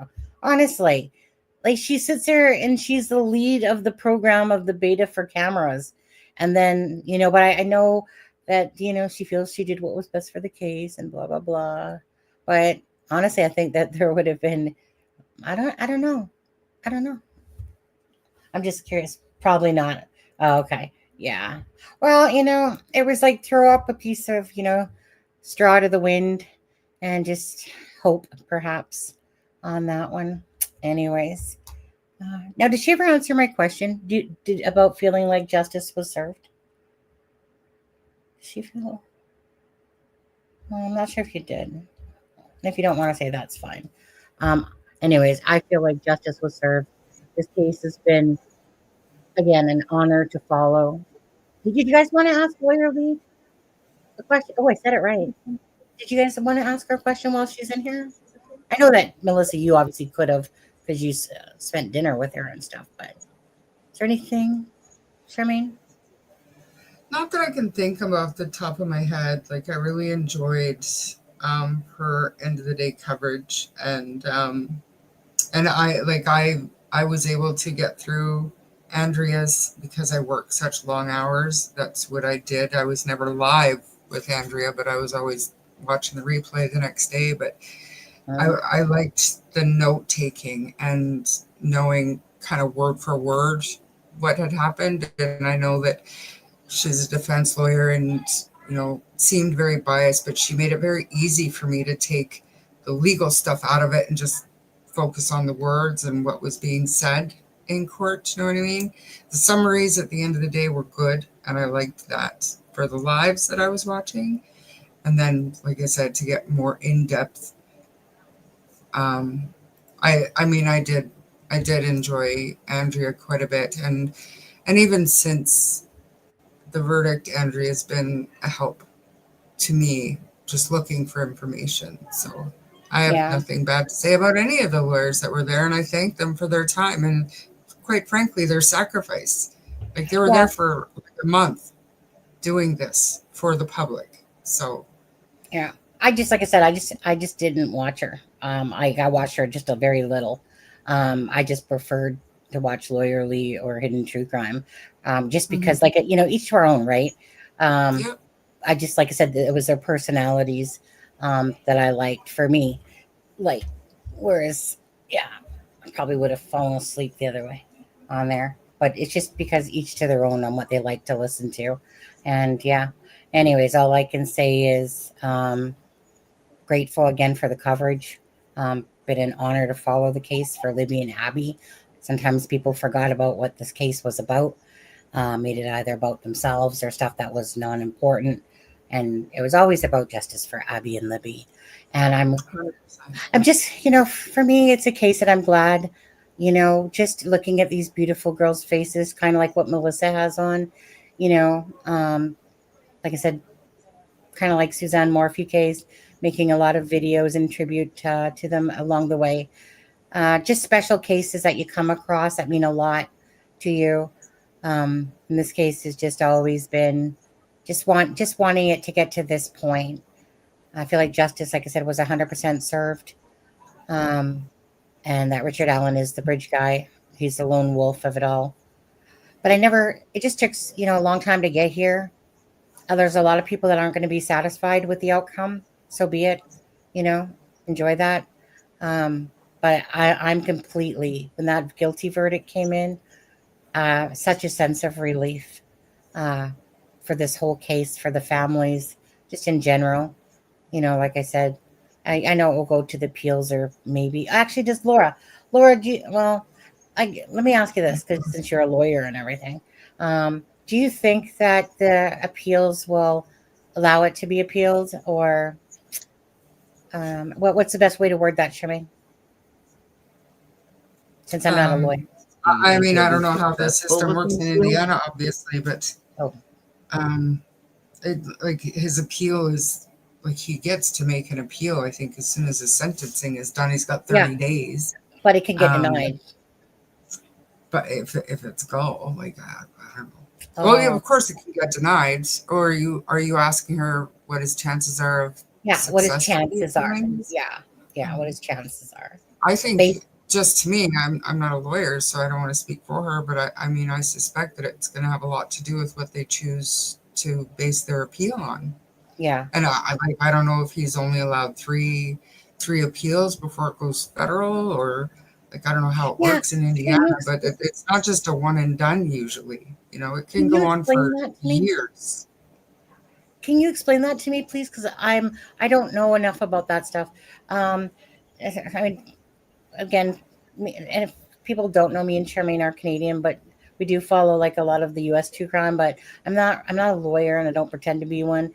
But I don't really know about this 3 appeals thing. What is it? So he can appeal 3 So I times? think in the state, Yes. on the state level, and then it goes up to the federal Oh, okay. When you're level. convicted of a And I crime don't in know, the I think state the that you're federal, convicted, if I'm not mistaken, the federal level is only the habeas appeal, and I don't know. Hopefully, Lori Lee is still here so she can. But at the same time, I think that, and I know how a lot of people feel about Bob, but he had Kara on and Michael Osbrook on, and just to explain the appeal process. And I wish I took notes, and I wish I wasn't Dory, because I don't really 100% remember. Yeah. But she explained it really, really well.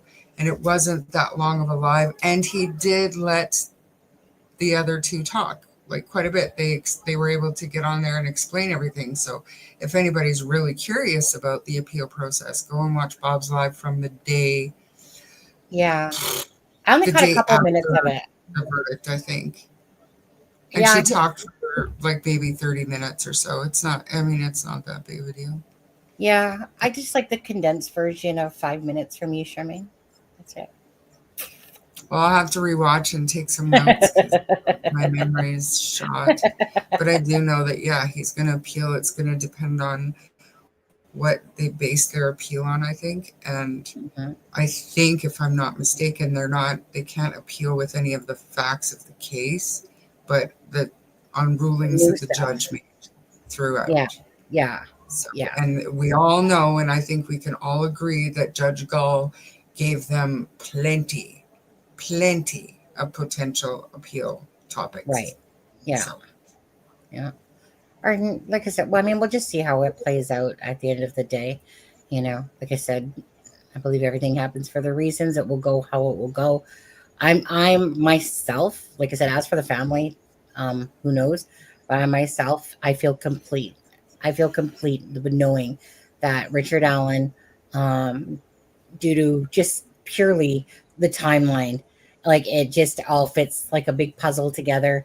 And after hearing all the stuff like in the court, it fits like a big puzzle piece that all finally got put together for the most part, without there being some details that we kind of don't know, still that we would like to know, like why did you place the sticks like that, or just some of those little interesting tidbits about like were they meant to cover the girls, but that's just personal selfishness of wanting to know, like was there meaning to those, was there not, just because we've been following the case for so long. And it's not like we didn't know about sticks a long time ago, because people knew, because people that were at the crime scene or talkers, and they were giving out information, type of things. When I first saw the sticks, it didn't talk to me like a ritualistic thing. No. It was more like somebody who had spent the weekend binge drinking and watching Vikings or True Detective or something.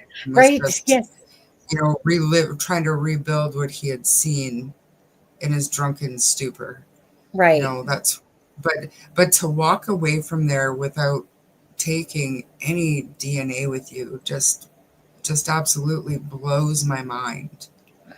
No.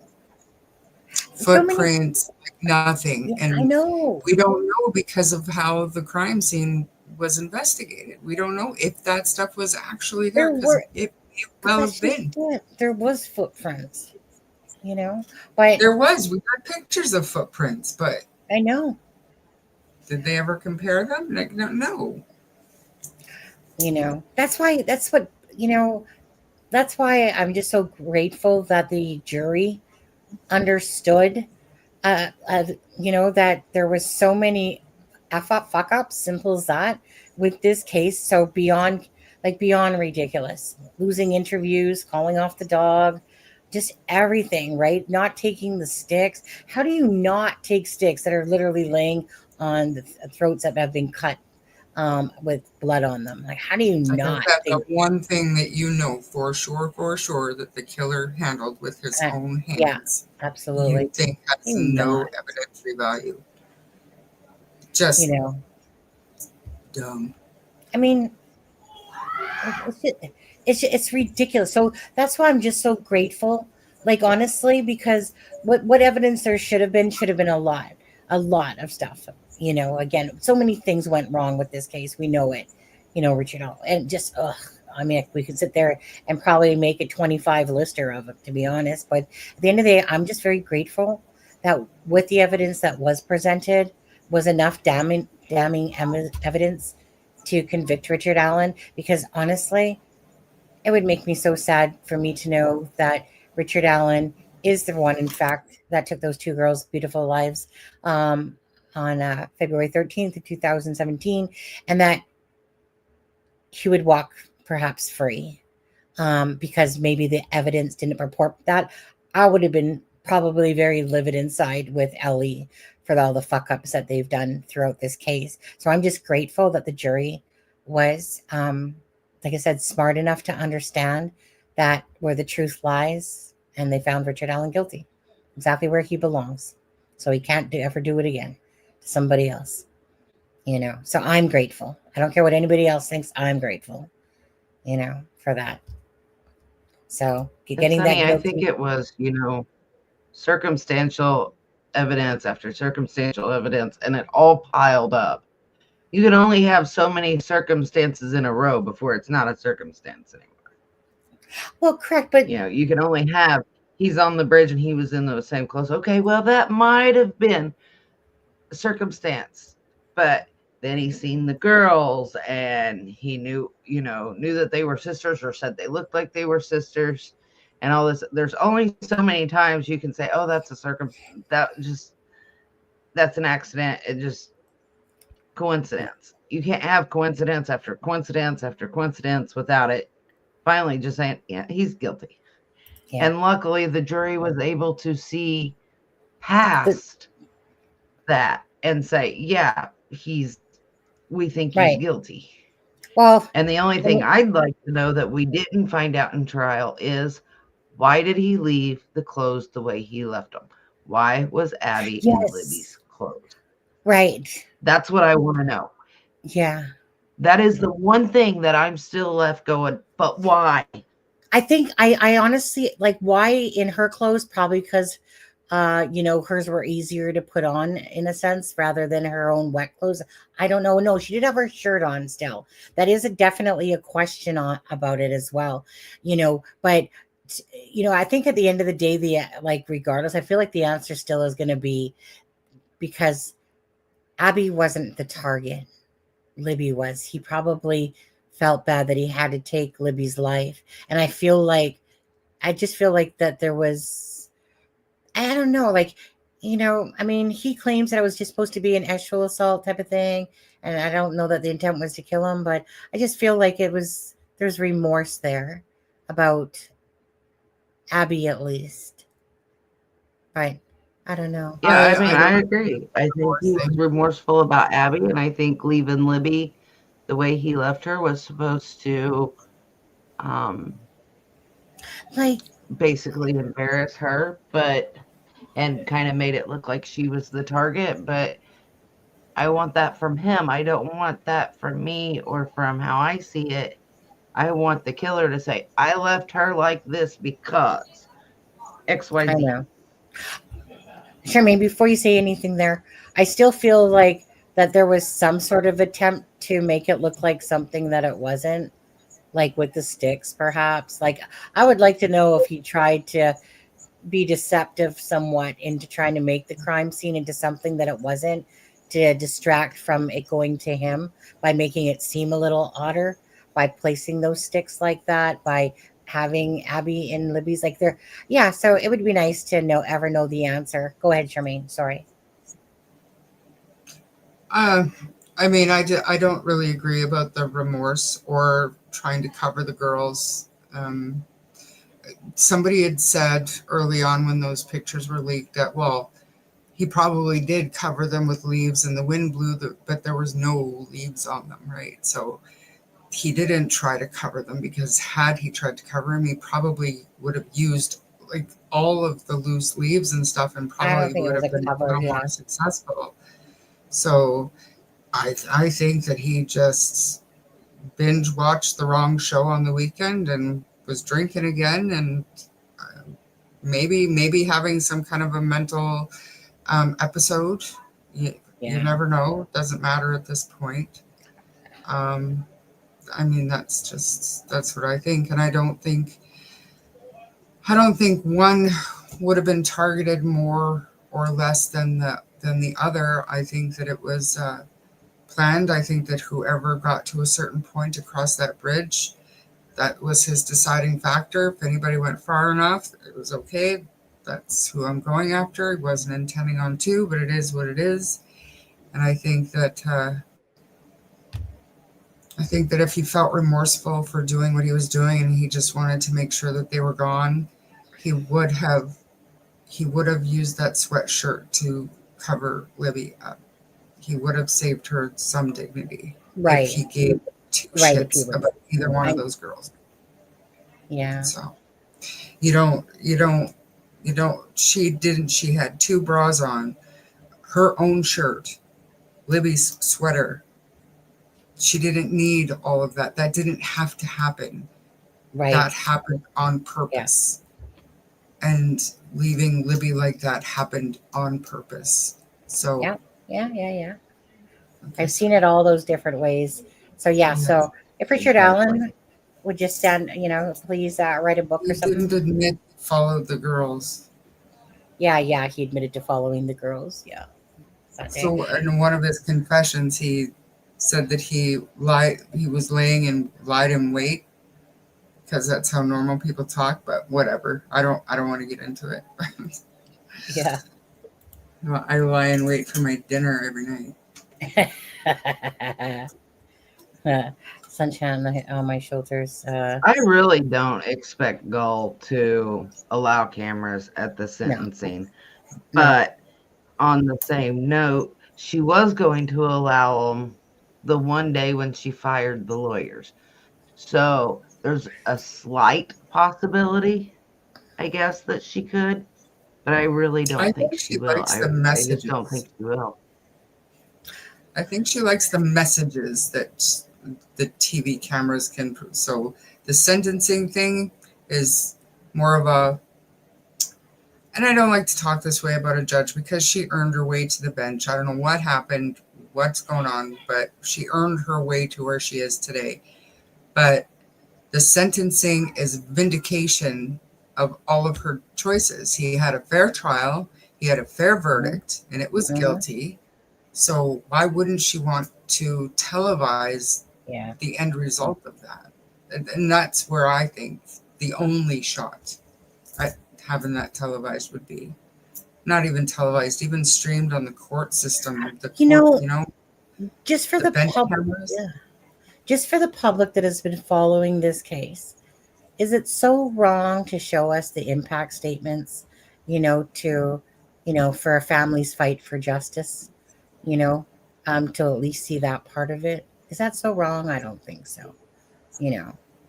I can understand possibly the circus that the Delphi case had become, but as for the sentencing and the final, impact statements and stuff like that, the family's been fighting for justice publicly for a long, long time. I think it would be great if it was publicized, or in the, just for us to see. But I'm not counting my chickens or anything like that.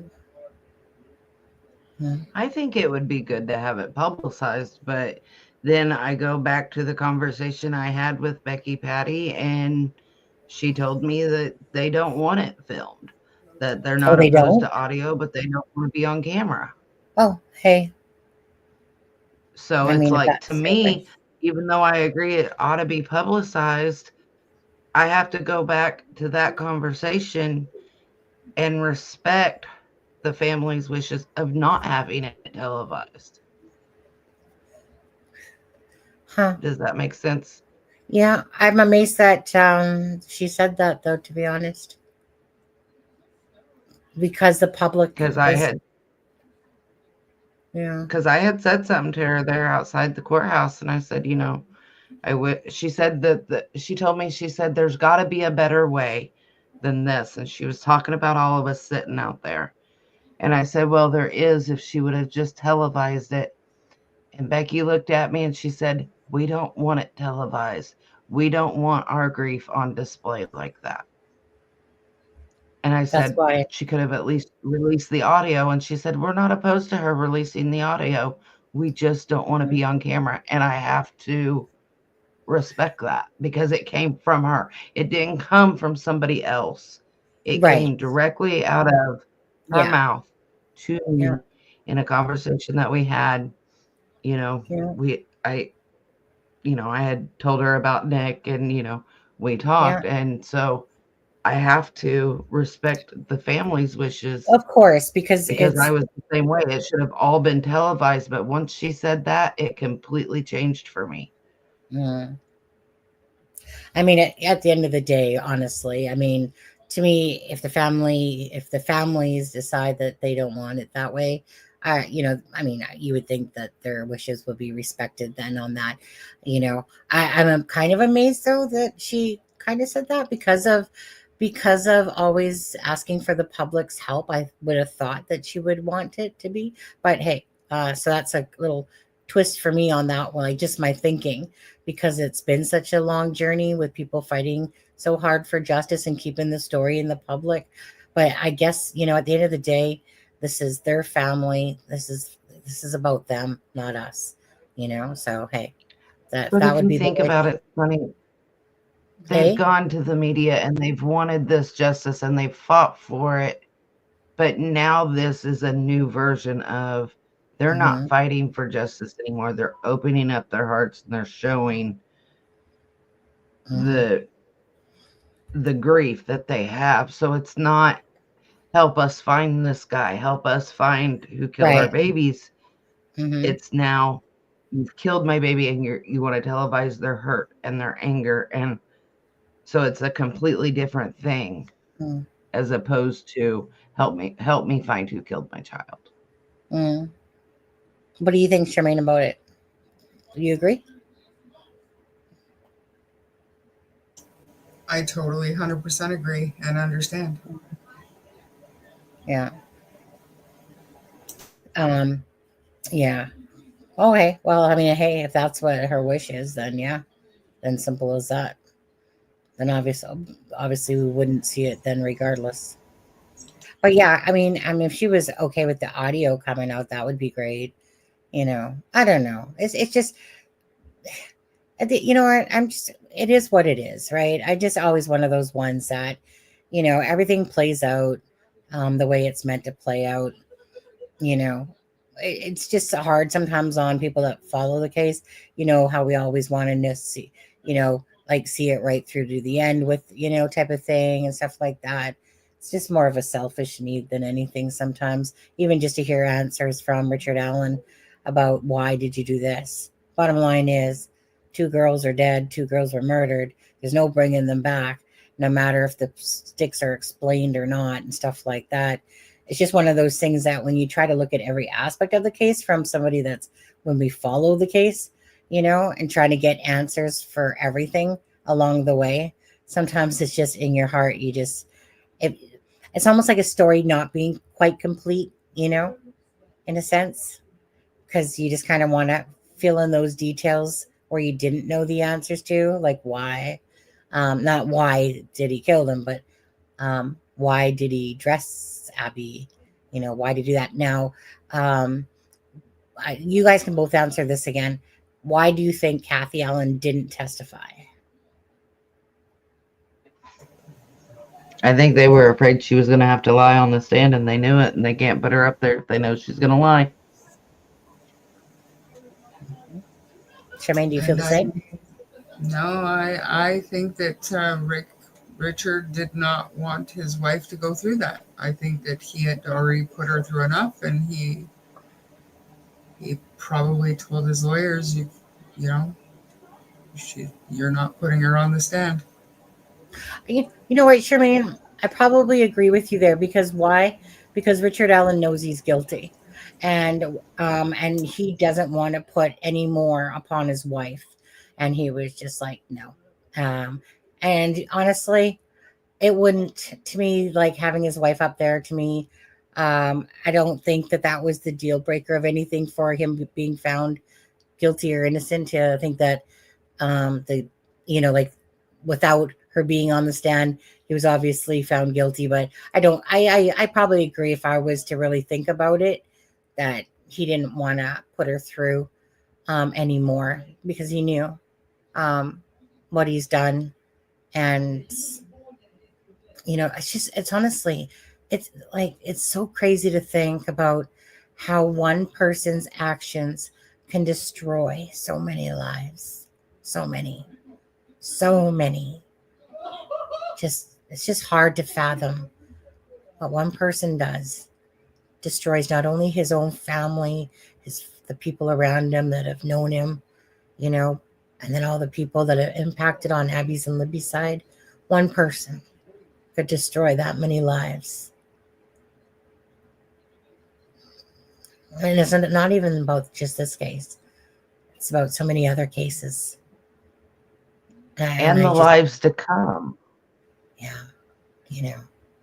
It's not just he destroyed Abby and Libby's families and their lives and his family's life.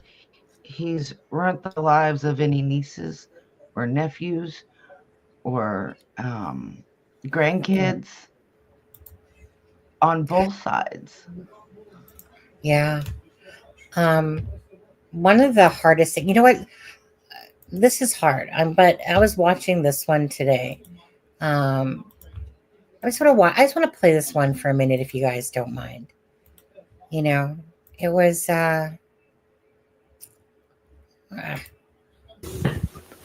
but I would introduce her as my granddaughter, my best friend. Cliff Williams misses his best friend. His granddaughter Abby was his shopping sidekick. His fellow moviegoer, Toy Story was tops.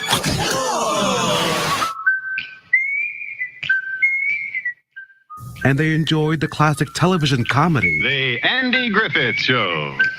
Their favorite episode, the one in which a goat accidentally eats dynamite and sends Mayberry into a frenzy. Watch it, Barney. Yeah. I still watch Andy every day when I get home from work. Every day. It's on when I get home. I'll watch a couple of episodes, but I always think of her when I'm watching them. Because she's right there with me. All the time? All the time. After Abby decided she wanted to play softball like her friend Libby, Grandpa drove to Delphi. That was the weekend before the tragedy near the Monon High Bridge. She called early in the week and said, Grandpa, I'm all signed up for girls softball, and I'd like you to come down and take me shopping for a glove and a bat and shoes. And it was so warm down here. We got back to the hotel and we played catch out in the parking lot with her new glove. And then we went to the park and I got to pitch to her, hit her some flies, the whole old grandpa thing. Among their last conversations, Grandpa shared this advice. I told Abby, I said, you just got to work hard, practice. You might not get to play a lot, but just be part of it and work at it, and you will get it. And that's how we left it. She was so excited about it, to be on a team with Libby and do all that. Every year around the 4th of July, Abby spent a week at church camp in Michigan after spending 7 days with Grandpa. Their memorable outings included fireworks in Grand Rapids and horseback riding at the Double J Ranch. Following Abby's death, Grandpa made a tough decision. He honored their annual tradition by arranging for a riderless second horse wrapped in a wreath representing Abby's and Libby's favorite colors. Like in years past, he spent an hour on the trails. It was really neat. It was something you had to do. Yeah. Yeah, it was hard. Oh, that was the hardest thing this summer, was that. But you did it because I loved her so much. you still love her. Yep. That love extends to this crucifix that once belonged to his mother, a family heirloom that now watches over Abby's bedroom. To lose her was not even on the radar. You never thought about anything like that. And then to have this happen, I still don't know how to do it. Where it ends right there. Absolutely just heartbreaking. I was listening. Crying. Sorry, I know. In the video that I made, the one that I played earlier, I was going to put in some clippings about Anna talking about Abby. Remember, you guys, this was their only grandchild and Anna's only child.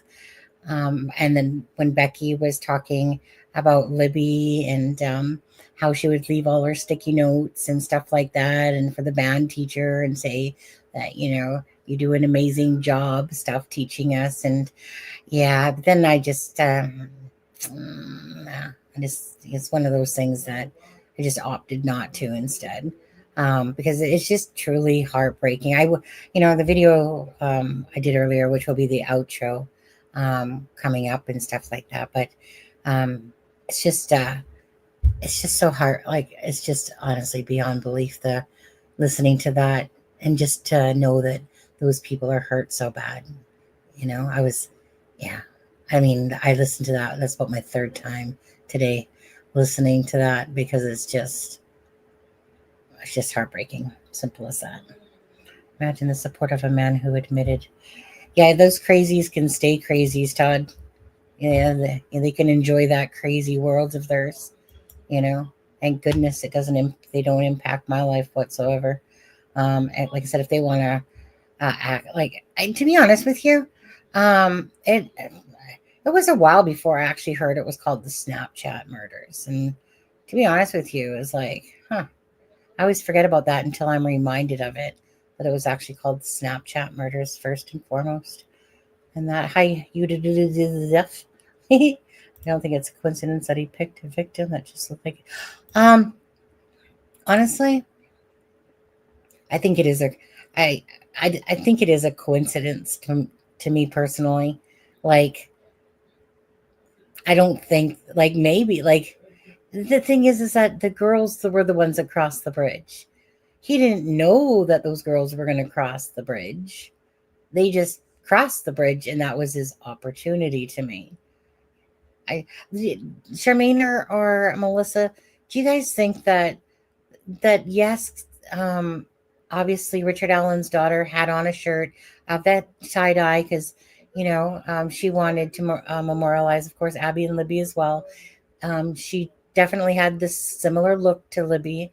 But do you guys feel like that they were the target? Because I just don't.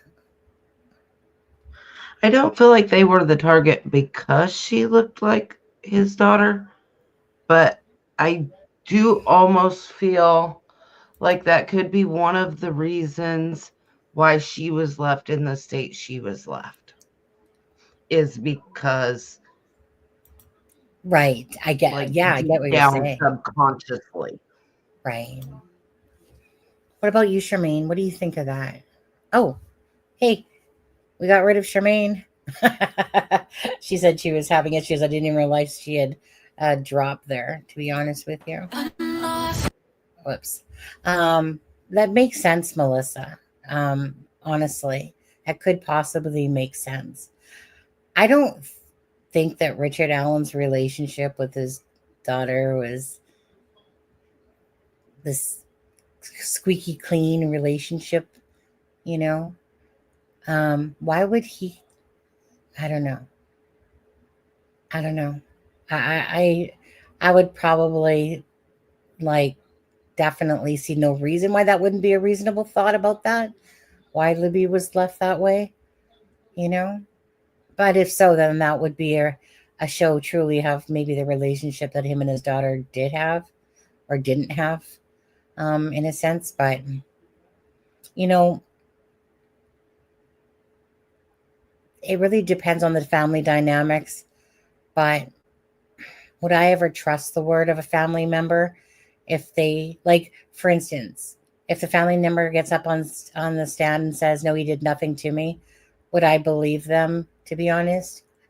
You know, like in Richard Allen's case here, I don't know that I would, to be honest, because families will do things for families, um, including lie, especially if they're doing it for maybe the sake of others and stuff like that, you know. But who knows the truth there? Don't know, but that would make sense anyway. Yeah. But she also could have repressed any memory of that, or it could have happened before she was forming her memories too. Or it could just be he had fantasized in his own head Yeah. about doing something, never actually did it, but fantasized about it in his head, Yeah. seeing the girls, seeing they were on the other side of the trestle, decided to go after them, and targeted Libby because she looked like her and it had been a fantasy. We don't know. No. Because I he just hasn't said it. Yeah. I mean, I feel like before the crime happened, that he had a sick, twisted, perverse brain in there, you know, that he was probably conflicted with. Like, you know, um, I don't know how to explain that because it's kind of like in my head, typically when I have people that are into sexual stuff or porn, and not say every man because, you know, a lot of people, you know, jerk off to porn and stuff like that. But I just mean, um, but we're dealing with someone that's been convicted and found guilty of murdering the two girls that has said that it was a sexual assault. So you can't help but truly wonder how sick and demented his brain was, you know, not to say that he was out of touch with reality, but he definitely had demons inside of his brain there, um, you know, to me. So whatever darkness lied in there, who fully knows the extent, but never enough to believe that he was confessing to something he didn't do unless he actually did it. Like he could have been fighting demons for a long time. And then he did, and then this happened. And, you know, like I said, you know, there's I don't know how to explain that because there's really sick, twisted people out there, like those SKs that don't have no remorse whatsoever at all. And they're just sick and twisted and they'll just go out and kill and, you know, bathe in it. I just don't know why, but I don't feel Richard Allen myself to be that way. I feel like he wanted to release his guilt, from what he had done, you know. Maybe I don't know. Like I said, I mean, I'm no mental health expert. I just feel like he had these dark demons for sure prior, of course. Like this didn't just happen, right? He obviously admitted to a bunch of things about, you know, sexually. Didn't he say sexually being abused, himself and stuff like that? Yeah, he said he was when he was younger. Yeah. To address Sunshine here, I don't know if he checked himself into rehab before the murders, but I do know that 1 month after the murders, he did check himself into the mental ward under Yeah. the guises of getting help with his alcoholism. Yes. Right. Yeah. I mean, you know, for me, again, it really just came down to, was he conscious of what he was admitting to? And the answer to me was yes, that he clearly was. And he was able to tell the story from the beginning of the morning to the end of the day, to the fact that he went up and he didn't want to be seen in the trails. I mean, so like there's part of me that says, what do people need? Like, what more do people need? So I understand with you, Melissa, that you're kind of like thinking, okay, I do believe that Richard Allen did this, but I also think that little dwarf leprechaun there, was so small, and perhaps there was somebody else involved. Yeah, so I get that, but it's kind of like, but just taking Richard Allen alone by himself, not including others, it was just common sense to me that it showed he was guilty, and it was just a matter of if the jury was going to find that there wasn't enough, if they found any doubt, but obviously it was clear, a verdict came back guilty. So they obviously came to the conclusions that there was enough there to deem him as guilty, that there was enough evidence. And I am absolutely fine with that decision, because again, we do know more about the case. But it was still the information that the jury has, but you never know how a jury's going to decide, because like I said, you could sit there and go back to some cases and go, what the fuck were you thinking, jury? Like, are you fucking kidding me? And then there's, like I said, to me, it was just like, come on, people. Like, how do you sit there and find a vehicle that matches crossing the same timeline that he gave, that matches a gun that he owned?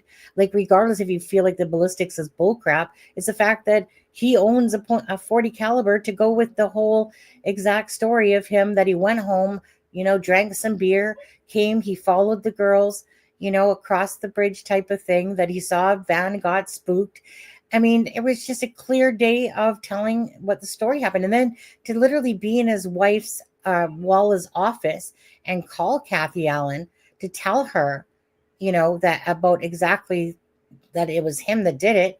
And then, of course, she's not going to want to believe that.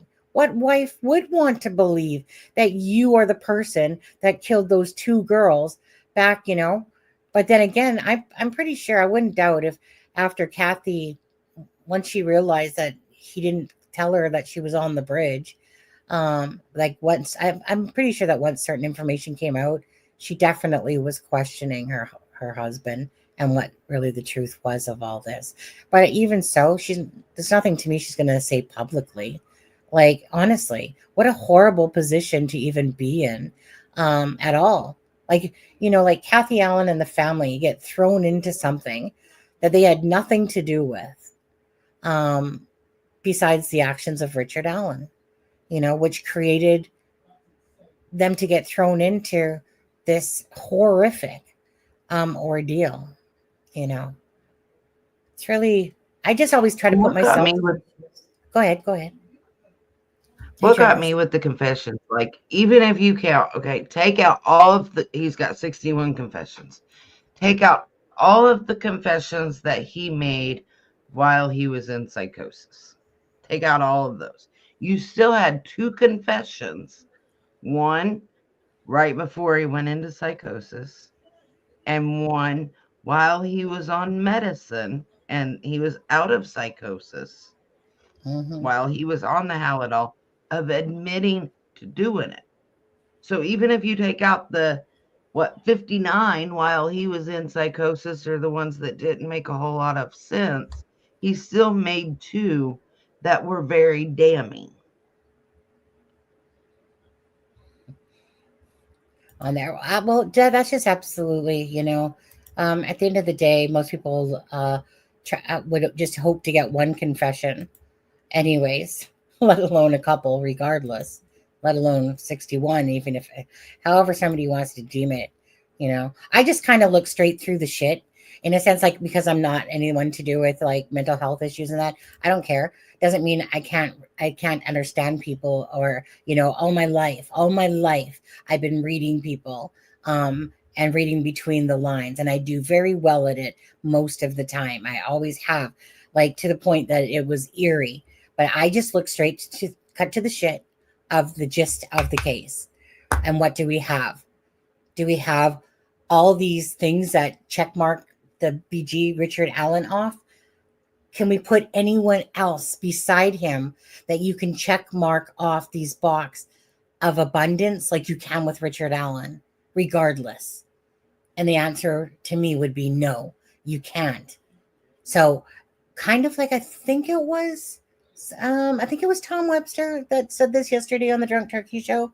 It's kind of like the girls. They seen one BG. Betsy Blair sees one BG. Sarah Carbonell sees one person during that time frame, right? One person is on the video. And again, so that one person is the Richard Allen who put himself on the bridge during the time of the murders. It wasn't like anyone ever claimed to see all these other people after the fact, but not during that time frame, that it was just one person. What? Bambi's meowing on there. What do you think it was? Do you like Tom, like I said, Tom Webster put it that way, and I thought it was a good analogy of really, of looking at it. What? Bambi wants out. Can you take over? It is because the people that all the witnesses that day said there was one man on the trails. They seen one man. Okay, their descriptions varied, but the one thing that was consistent with all of them is there was one man on the trails. And then you have that one man come forward and say, well, yeah, I was there. Well, if all of them just seen one man, then you're admitting that you're the bridge guy, because there wasn't, one man wearing this and one man wearing that, and they all passed one man. And then that one man comes forward and self-reports. So you just said without saying, if you read between the lines, that you're the one man that everybody's seen because you admitted to seeing those people. Yeah. Well, exactly. And like I said, he said, I saw 3 girls, even though it was 4. I saw 3 girls that looked like sisters, looked like they were babysitting or something. Like it looked like they were taking care of the smaller one. And they happened to be sisters. Why? Because you would only say that because they kind of looked all alike. They looked like sisters. You would only say that if you had truly seen them. Right. So when somebody wants to give a fair argument to me about why Richard Allen is innocent, I would love to hear your facts behind that, because it's like, to me, this is like throwing everything in front of a person and then going, yeah, no, he didn't do it. They got the wrong guy. And I don't understand that, because it's so funny what people will believe of lesser value in, like, all these people that are claiming he's innocent. But it's so funny that people will believe so much more of lesser value. And yet you can throw the book at these people with everything. And I'm pretty sure that this is a really good timeline of events, from the car to the end of it, where he places himself, and then to sit there and then determine if he was like so out of touch with reality that he was admitting to this stuff. To me, that I just find it ridiculous, honestly. Like, you could have all this information, and then, like, it's one thing for the jury to feel like there wasn't enough, in a sense, but they didn't. They came back as guilty because he is guilty, right? But I mean, it's one thing for the jury to, make a mistake or get it wrong or whatever, or see it differently, for sure. But there is so much here that is beyond ridiculous. Like, this is, to me, there's so much information that we got to learn along the way, but the stuff that we got to hear in the daily reportings from all the people that were kind enough to let us, hear the details, from the van to him not wanting to go down the trails because he didn't want to be seen. So he went up to 300, like, 2 plus 2 plus 2 plus 2 plus 2 plus 2 plus 2. That's how I see it. And it's not confirmation bias. It's because that's the truth, is that when something, just because you don't have exactly Richard Allen's vehicle going, hey, is that Richard Allen sitting in that vehicle? You know, but you have enough to tie in that circumstantial to the actual factual stuff of self-confessing and admissions of guilt. That, come on now. Come on. Yeah. I've seen way less stuff watching other trials, and yet this one has an abundance. It should have been solved a long time ago, don't get me wrong, but I think it was pretty darn clear that you can't backtrack Richard Allen, but the defense tried to do their best. Their best wasn't good enough. The jury didn't see it that way. They can go ahead and have their appeal and whatever, if they get it and stuff like that. But you know, I would just love for someone to tell me who else check marks the list. You know what? Because the thing is, most people can keep saying he's innocent, but most people can't back up it with facts, you know, to go with it along the way. Like, you want to give me Elvis? Go ahead. Give facts about the crime scene that said he was there, besides him saying he spit. Just because there's unknown DNA does not mean it's Elvis's, but it could leave a question, perhaps, you know, because of that comment and stuff like that. But well, that's why I said Elvis. That is, if the defense was going to focus on Richard Allen wasn't the guy, and they were going to focus on a third party defense, don't focus on Weber, because he clearly couldn't have done it because he was clocked in at work and had a 20-minute drive home. So focus on somebody else who confessed, somebody else who, you know, said this or said, you know, if they were going to be able to admit third party evidence, I think Elvis would have been their really only logical way of being, well, this guy confessed too. You know what? Or Keegan Kline. Do I think he did it? Of course not. Yeah. But that would have been their best chance at a third party to raise doubt. I mean, the defense did their job. To be honest with you, Keegan Kline was probably a stronger person than Elvis, because Keegan Kline literally texted and changed shit on his Facebook. Like, he literally, you know, like, he literally had all the attributes. Like, you know, when we talk about stacking shit, well, his was a pile high as well. But they never showed a connection. It doesn't mean that there wasn't a connection ever. It just means they couldn't. When you look at the sloppiness of the Delphi case, you know, and then you've seen everything that's gone on, we're talking about years later, you know. So and Kagan did get rid of some of the stuff on the phone that he did hand in. They were able to retrieve some of it. But the bottom line is that doesn't mean it still wasn't an attachment. It just means that they couldn't prove anything in order to bring it to court or anything like that. But it's not that it's not possible that, you know, perv pedo over there in the Wabash or wherever the hell he is, and then, you know, this perv pedo here or whatever.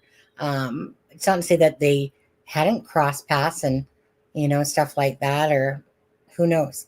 I just think that certain things, right, there's information, because there was so much there with Keegan Kline, but perhaps just no attachment. And it doesn't mean that, it's kind of like the non-guilty verdict for Richard Allen. Doesn't mean he didn't do it, just that there wasn't enough to prove, that the jury found not enough to prove it. That type of thing. And honestly, I don't even believe the defense did the best they could at trying to poke holes in everything. That's their job. They literally did the best they could with their hands tied behind their back, because they weren't allowed to say, well, Keegan Kline did it, or Elvis Fields did it, or Ron Logan did it, or whoever else they wanted to point at. Yeah. Because there was no third-party evidence, but they also didn't focus on, well, he didn't do it. They didn't focus. They just wanted to focus on the mental health aspect of it. They did. They didn't try to say, he didn't do it, he was here, or he didn't do it because of XYZ. Yeah. And I don't believe, like, so Kathy Allen obviously was not home probably when he got back from the bridge. She was probably working, you know, and like I said, and hence her not knowing, like, just the fact that I don't know, but I can't remember what my thought was on that, but it was something about that Kathy. A lot of people were saying stuff about Kathy Allen, like, well, she should have, she would know because she would have been home. But I honestly don't believe she was home, And Richard Allen only told her he was on the bridge, obviously, because his fucking face is plastered right across the news with the bridge guy. I really believe that was reason why he even, whether it was Kathy that said, hey, you need to let them know, type of thing. But I really think that he was shit bricks when he saw his own face plastered because, again, what might seem like a blur to us definitely doesn't always have to look like a blur to him seeing himself, because obviously you're your own worst critic,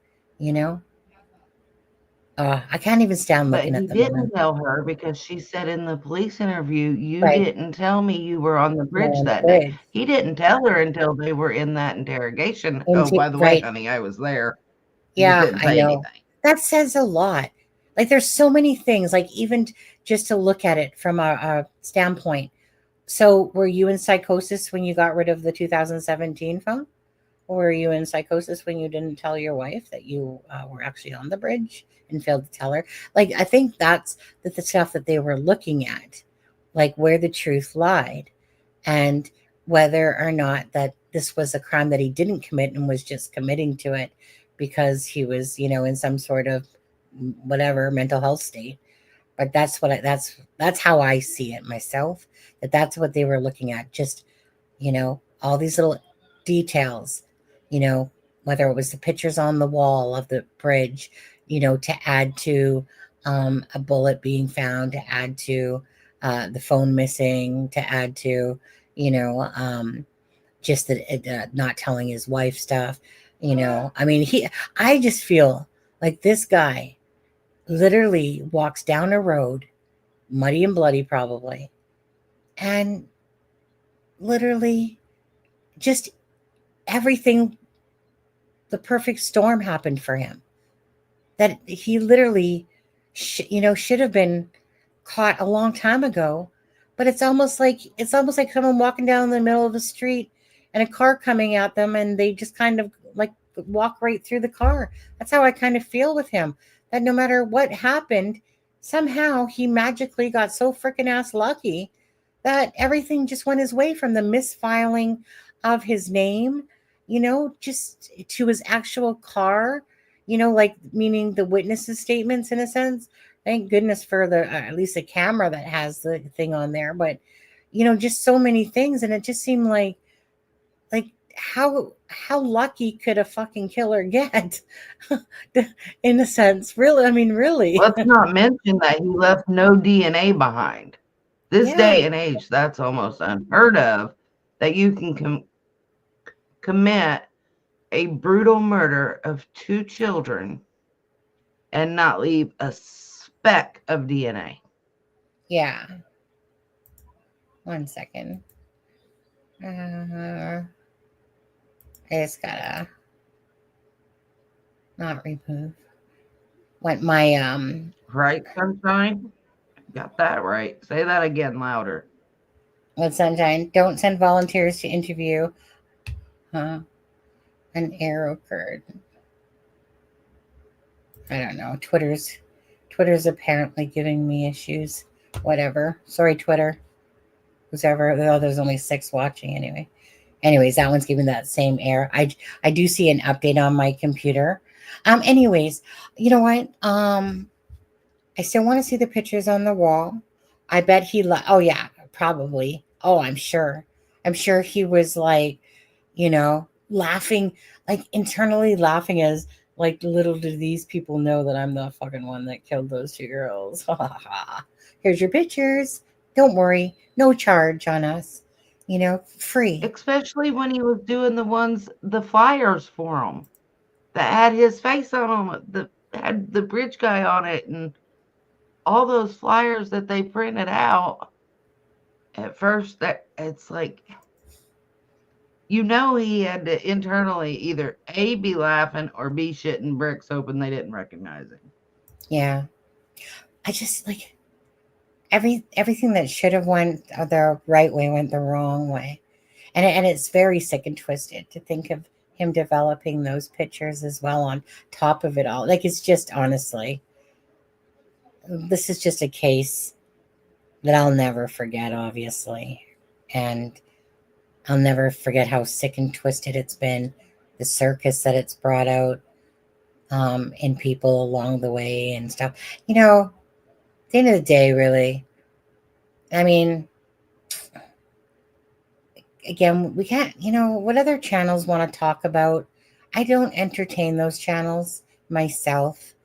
I don't entertain to even want to hear why Richard Allen is innocent, or that some person posted a fake photo of Abby on the bridge, or, Lana saying that Kelsey got out of her vehicle at 135 instead of 149 and she went to the bridge to take a picture.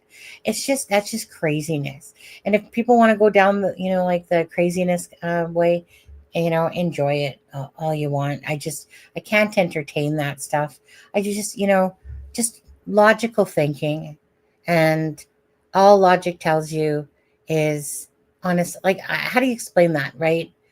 It's just like, if somebody's giving you the facts and you can't see the logic of the evidence in front of you, in a sense, and you still want to sit there and say, we love you, Richard Allen, and you want to boohoo tears and stuff for him, by all rights, right?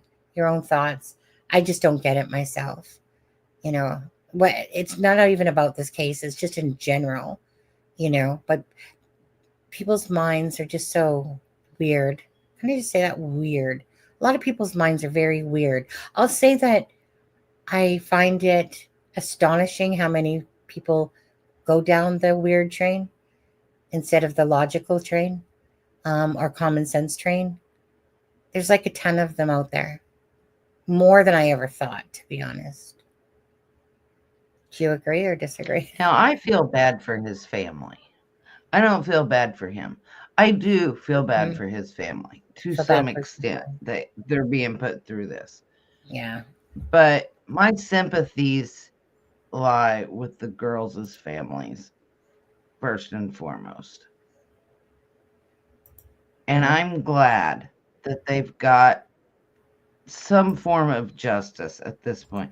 It's not going to bring the girls back, but they can rest a little easier knowing that the man that took their children is going to live a miserable life in prison.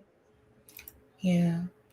There was that one person that was like speaking about him, about how that he was like creepy, like meaning that he constantly was making jokes that were like inappropriate jokes and stuff like that, like someone that worked with him.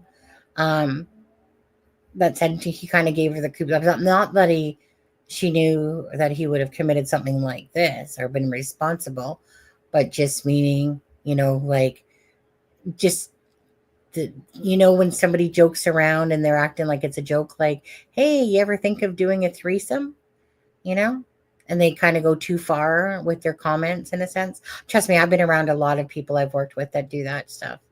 So I can picture Richard Allen being that way myself, kind of like saying it in a joking way, but actually really being like, hey, oh, you ever thought about doing threesomes? Then going, hey, well, hey, hook me up, I'll join. I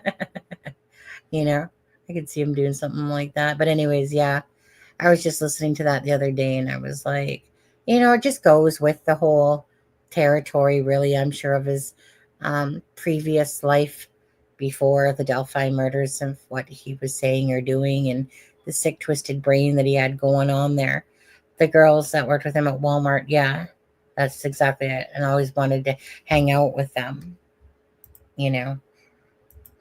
And again, but anyways, so Charmaine obviously dropped or lost her internet there, or whatever.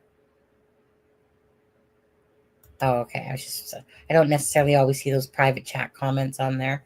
It is weird, Sonny. I'm gonna get going here. My husband and his brother, you can tell, are watching some sort of probably the Tyson fight that somebody else was talking about. I didn't even know it was on. Like Tyson, really? Come out of retirement for what did he need? Another 30 million or something? I wish it's weird, Sonny. I can understand the argument regarding pretrial issues and being in prison. That's a valid issue to be upset about, but beyond that, I don't get it. Mm. Thanks, One Pony. Yeah, I think we're gonna call this live a night. Honestly, um, probably not gonna be doing so many more lives unless until like closer to the impact statement and the sentencing of there, unless some deep seated information comes out. Other than that, I feel whole myself with the Delphi case, where it's at right now with him being found guilty. I probably would have been doing more lives if he wasn't found not if he was found not guilty or hung jury. I'd probably be venting my ass off, probably knowing full well that it is what it is. But is there anything else? They're fighting in Dallas, Texas, Cowboy Stadium. Oh, are they, Travis? Literally laugh. I could hear my husband and then somebody in chat made a comment about Tyson fighting, and I could hear my husband and my brother-in-law in the living room going, like laughing so hard, like, oh, when somebody gets like punched out or something, and they're like, oh, and I'm just like, because sometimes it can be heard through the my thing, but anyways. I didn't realize Tyson was. I heard Kathy did file for divorce. Whether or not that's true, I don't know. Somehow I doubt it. But I Yeah. am going to try to go to the sentencing. Yeah. Are you going to be my as of wing woman? right now? Yeah. I'm gonna attempt it. Okay. Not sure how it's gonna work because I know each family gets 10 people, but I think that No, Travis, they're not. probably going to try to get more than that in there for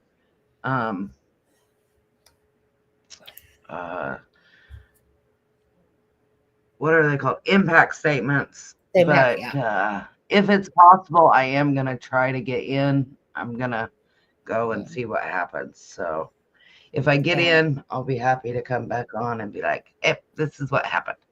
Yeah. You'll be like there with your live phone and I'll hook you up on there. Not sure how to do that, but we could give it a shot. I was going to say, well, maybe let's do it one day just for the sake of it. Just stream from your phone on there. And then that's how most people do it. Honestly, I've never done it myself personally. I've made a recording and put it to, from my phone, but I've never streamed. I mean, it's really the same thing, just in a smaller little version of a device. Okay. Hi, Billy.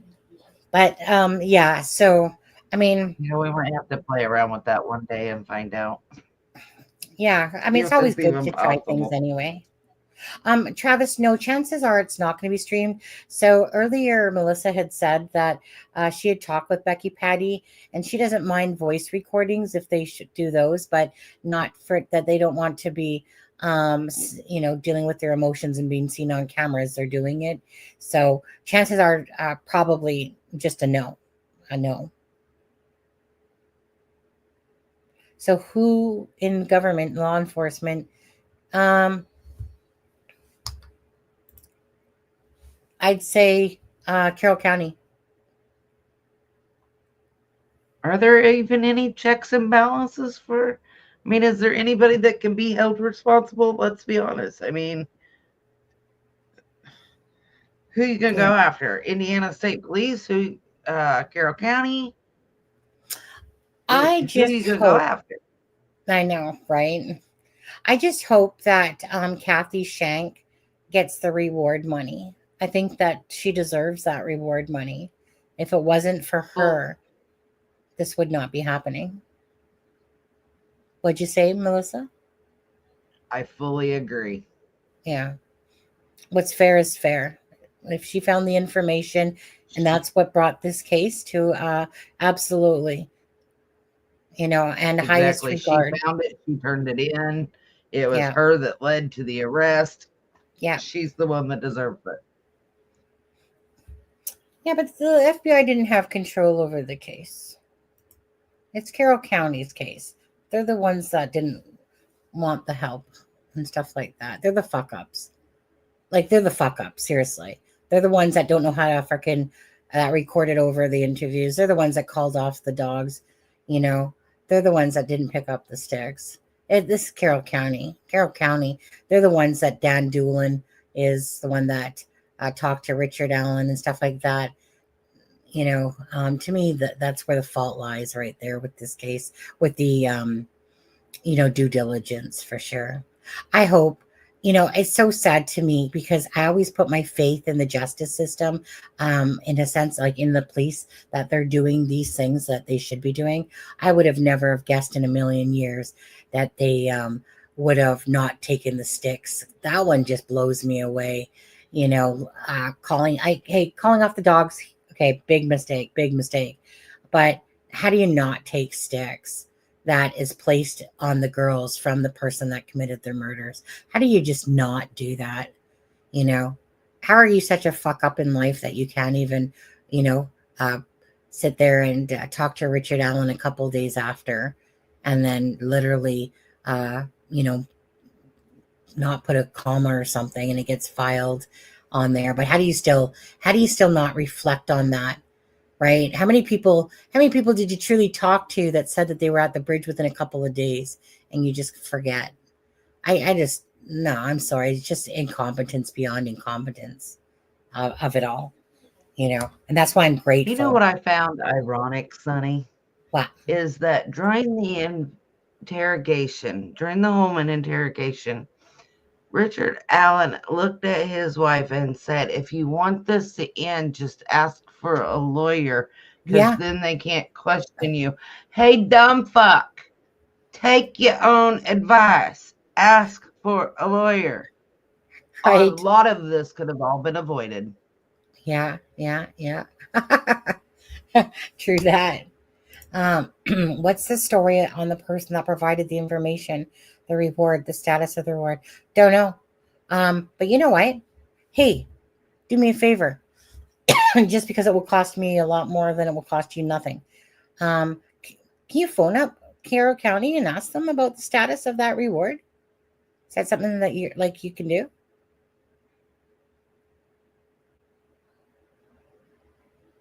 You went silent on me. Who, me or Travis? No, I'm talking to you. Is that one of those things where you're able to call up? What's the worst they can do is tell me that they can't tell me. So right. Yeah. I mean, what is today? The Friday, the 15th. I wouldn't be able to do it till Monday, but yeah, but that's just I'm not opposed to calling up Carroll County and being like, hey, who's that reward going to? Yeah. Yeah, exactly. I mean, I can give it a shot. The worst they can do is tell me they can't tell me that information. Yeah, see what they say, and then dependent on the answer that comes back will depend if I take it further with that. But yeah, just if you could just call and ask, like, is there any status or on the update of the reward? Because it rightfully has to, unless there's some sort of thing that somebody that works for the county or volunteers that they're not allowed to participate in that reward somehow. There's no reason why that lady should not get the reward money at all. Yeah, but I mean, technically, even if it said worked for the county, she was technically a volunteer, so she didn't, she wasn't on payroll. So, I mean, I can always call and ask. I'm not opposed to calling and ask. Yeah, I mean, rightfully so, it should go there, and if not, then it should just be put towards the ballpark for the girls. No, I agree with Sunshine. If it doesn't go to Shank, then it should go to Libby's family because Libby photographed the killer. True that, but I think that because the phone was found underneath Abby, it kind of seemed like it was a dual effort, that Abby hid the phone underneath of her leg, type of thing. Who knows how true that is, or if they just made it seem that way. But I think it would all be fairness just to go to the Libby and Abby Memorial Park. I mean, that's all part of their community, that thing. So, but Yeah. first and foremost, it really just simply should go to Kathy Shank. That's who deserves it.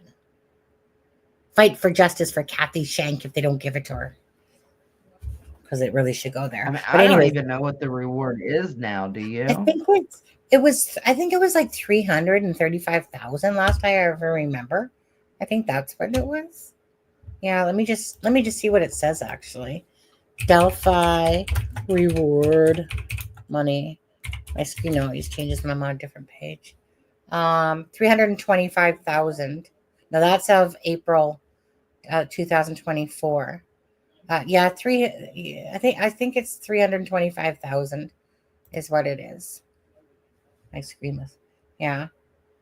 Anyways, Well, I just did a quick Google on it to what'd see you if get?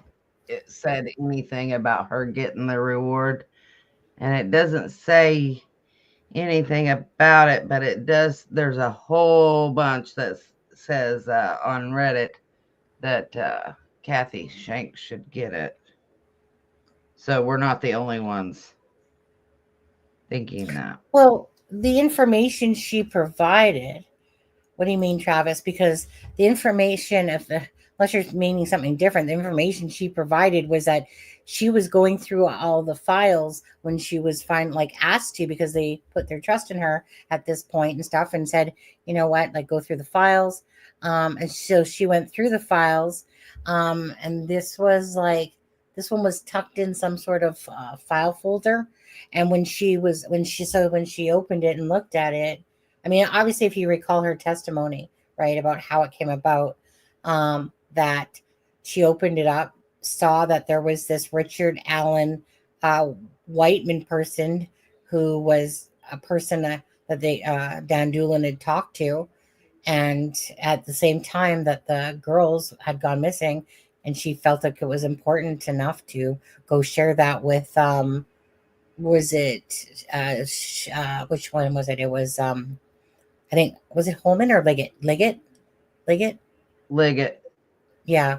It was And Liggett. so, Yeah. right. And that's what that started the whole investigation, was because of coming across that interview, or whatever you want to call it, with Richard Allen on that day. But it was about the timeline that he put himself on the bridge that day, and it was So just it filed. says here, Sonny, that the reward money will be distributed once a conviction is reached, and that it could be divided among multiple people. Yeah, but are they going to consider appealing? Right, they're going to probably wait and be like, well, no. I mean, if there's an appeal, we need to wait till after the appeal. Well, I was thinking maybe they were going to wait until after a sentencing, because even though till the conclusion of the case, so until there's a sentencing. See what information you can get on Monday about it, and if you have time, we can talk about it on the live or something. Yeah, I'll definitely call up there Monday and see what I can find out. I mean, like I said, the worst they're going to tell me is we can't tell you anything about it. So, and if Faith answers the phone, tell her that Sunny sends her love. Yeah, for all the hard. I need to send her something. I need to send her some flowers, and I don't like flowers, but I need to send her something to thank her for all the freaking times that she sent us. She just started mass sending the people. There's always certain people requesting the documents, me being one of them, Aspen being another, Frank Meister, and different ones. And she always just started sending them to us as when she got them, going, here you go, because she knew we'd ask for them anyway. But Faith was very instrumental in always providing us with those documents. So I really need to buy her something and send it to the Carroll County for her, thank her for just her time. Like, you know, I know that she's doing her job, but it's kind of like Laura Lee taking you guys out, right? And like, you know, thank you for sitting for me. Thank you for your time. Thank you for helping, type of thing. And you doing a nice thing back in return, right? It's like those little beautiful moments. Very, very nice of you, by the way, to buy her a necklace with 2 hearts on it. That's just beautiful thought to do. I just wanted to show appreciation, and you know, I didn't want the I don't think so. oh, you Yeah, did it all by yourself, and I was like, you know, I'll just tell her it's from everybody. And you know, yeah, several of them asked me, hey, do you want us to chip in on it? And I'm like, no, right. don't worry about it, it's from everybody. You Yeah. know, that was just kind of our appreciation, showing her, thank you for doing this, thank you for going in there and taking, you know, a month out of your life to do this, and to bring not just us but everybody the information from court. And it was just something I thought about, and it just seemed like the right thing to do.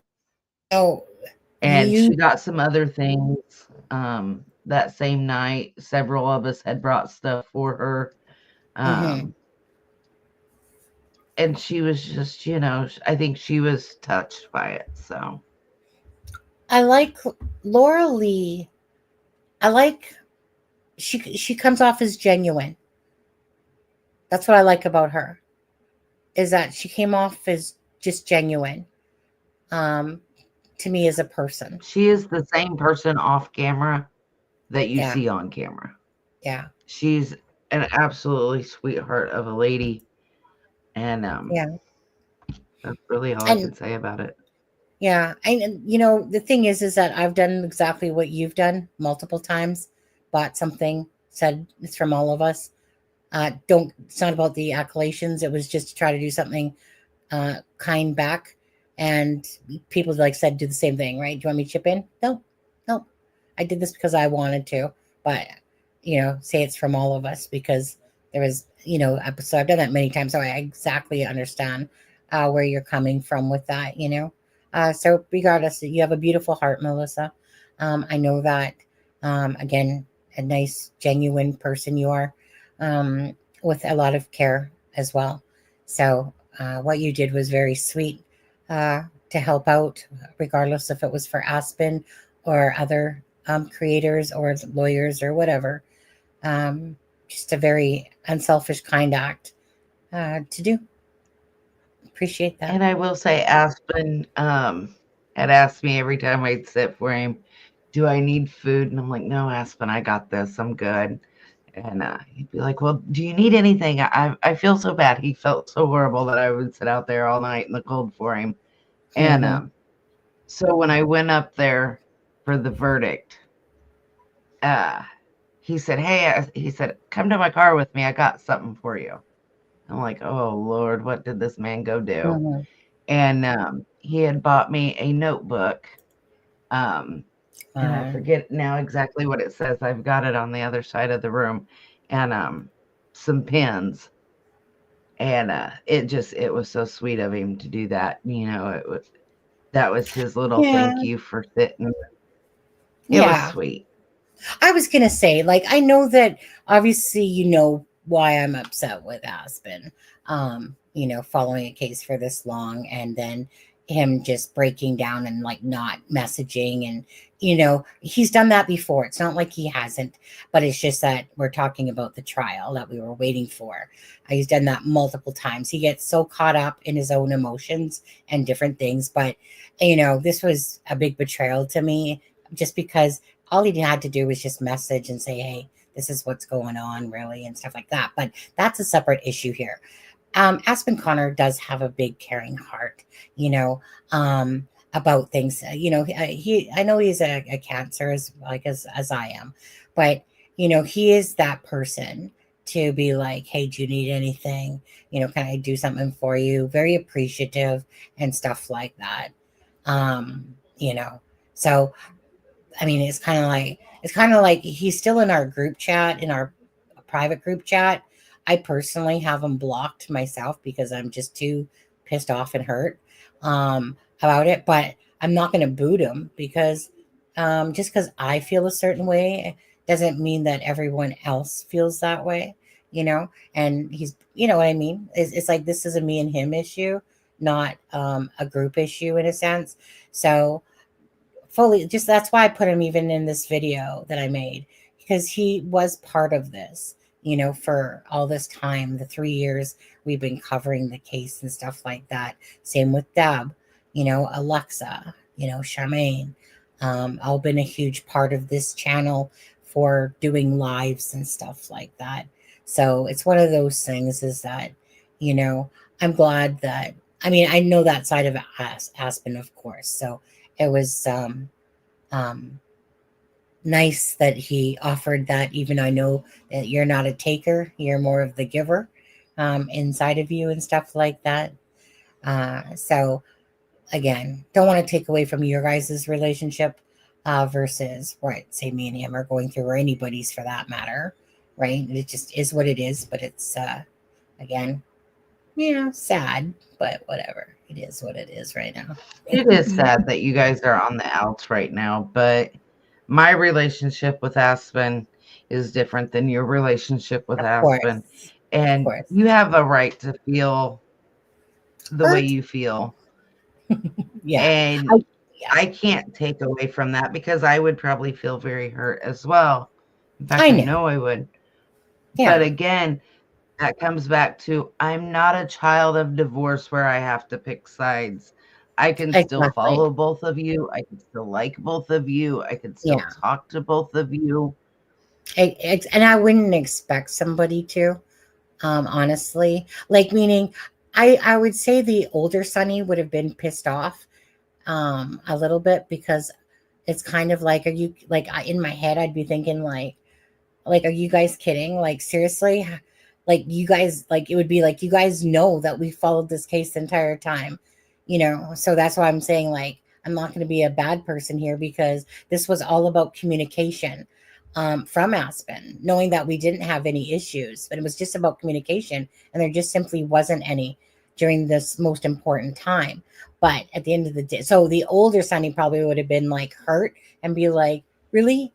Like, after what he did to me, like, where's my friends? Where's people standing behind me? But now it's kind of like, I used to get upset when people would go after Greeno got out of jail. And then I would call them flip floppers because they sit there, bash him the whole time. Next thing you know, they're supporting his channel and stuff. And I'd feel absolutely like betrayed. So I was like, well, go fuck yourself then. Like, don't watch here then, if you're going to sit there and be such a traitor to who you presented that you know, thought Greeno was a piece of shit and this and that. But then I just honestly came to the point that it was like, hold on, you know, everyone has the right to do what they want. Who am I to decide what somebody else does? I can like it or not like it, but it's not really my right to decide if somebody else should not like somebody because of my own feelings and stuff like that, you know. And just like what we were just talking about, we're not children, right? We're grown ass adults, type of thing. You can have a different relationship with Aspen than myself or anyone in our group chat. You know, I really don't want to take away from Aspen's heart and Aspen's stuff. You know, this isn't so much about that. It was just feeling abandoned and betrayed about not knowing information at all, and that. So that's just like a separate issue. But as for his warm, kind, caring heart, yes, of course he does have one. You know, he is a really good person. He gets conflicted sometimes, though. See, I'm not really a conflicted Cancer. I'm kind of like, either I like you or I don't. He's kind of more of, he doesn't like people not to like him, right? He needs more approval and stuff like that. I don't need anyone's approval, you know, but that's just because Aspen is more sensitive. Like, I thought I was sensitive until I had to harden up, but he's really sensitive, you know, and stuff like that. So I know that definitely being in the midst of Delphi, around the family, around all these people, could definitely have a different impact than somebody that's not there and stuff like that. I just had a hard time watching everybody do lives. except me. And I will admit, I was But looking forward to, even if it was a 30-minute and it, segment yeah, of yeah, yeah, Aspen every night telling us what happened. I yeah, I honestly, I'll be mhm, honest, I was looking forward to that. yeah. And me going into court was just like a last minute, I know, screw it, I I'm know. doing it. Yeah, I But know. I was a little disappointed, I will admit. But at Yeah, the same time, once I had kind of seen Aspen and I knew what he was going through, I was like, okay, I kind of understand it. But at the same time, you could communicate with us that that was just it. and that's what it boils down to for me It, is the communication yeah. breakdown. That was just it. Is that I mean, I fully understood that I had been working and that him and Turbo had been going to a Delphi trial. So it's not unbeknownst to Aspen to go to Delphi and then report on it after the fact, which I found ridiculous myself because nobody wants to hear shit after it's all happened. But I mean, but anyways, I got it, right?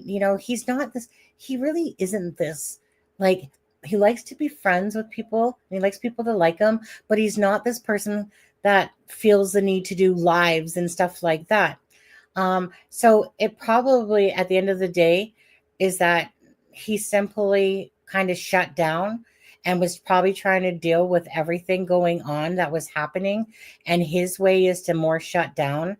But it just, as a friend for 3 years, it just would have been nice to know that he was actually in Delphi before other people are telling me that he is, and stuff like that. So it just became about, okay, tell me what's going on and message me because I'm right now I'm getting very upset because we're not doing lives.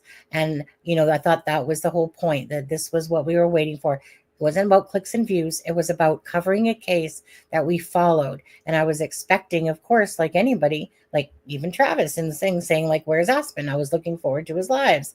I think a lot of the people that follow this channel, we're all expecting that. Of course we were. Everybody else is doing lives. We're watching everybody else do lives, but Aspen Connor. So that's why I said, message me and then let's talk about it. So that he could tell me kind of more like, hey, what's going on? Like with his headspace there and stuff like that. So, because obviously I will sympathize before any live anything. I will sympathize. But then I never heard from him again for a few days until I basically, threw like a little, pissed off message about what the fuck is going on here, dude. And then that just became the end of it to me, as just no communication. You don't do this to a friend. You don't do this to somebody that's doing that. And so that's where it lies with me. And, obviously for me, I have my own, as kind of like my own crossing the line of friendship. And I felt like this was beyond betrayal to me, that my own friend, co-host, that, we joked around, like me, don't get me wrong, because like, me and Aspen get along fabulously. Like we just get along. There's no arguments. We just get along.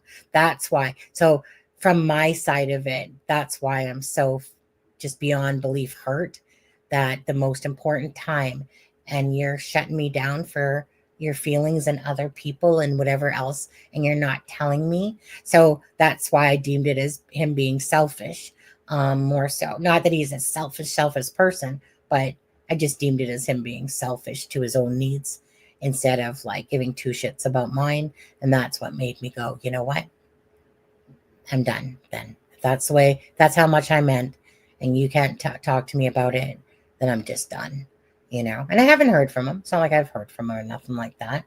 But I mean, like I said, you understand. I think anyone listening understands why someone would be hurt by that. But like I said, being in the other lives, I don't wish him ill will. It's kind of like, hey, okay, if this is the way it transpired, then so be it. But if people want to try to add drama of animosity between me and Adam, there was literally none. Me and him didn't have any animosity. We were too busy always joking around, laughing and stuff behind the scenes all the time.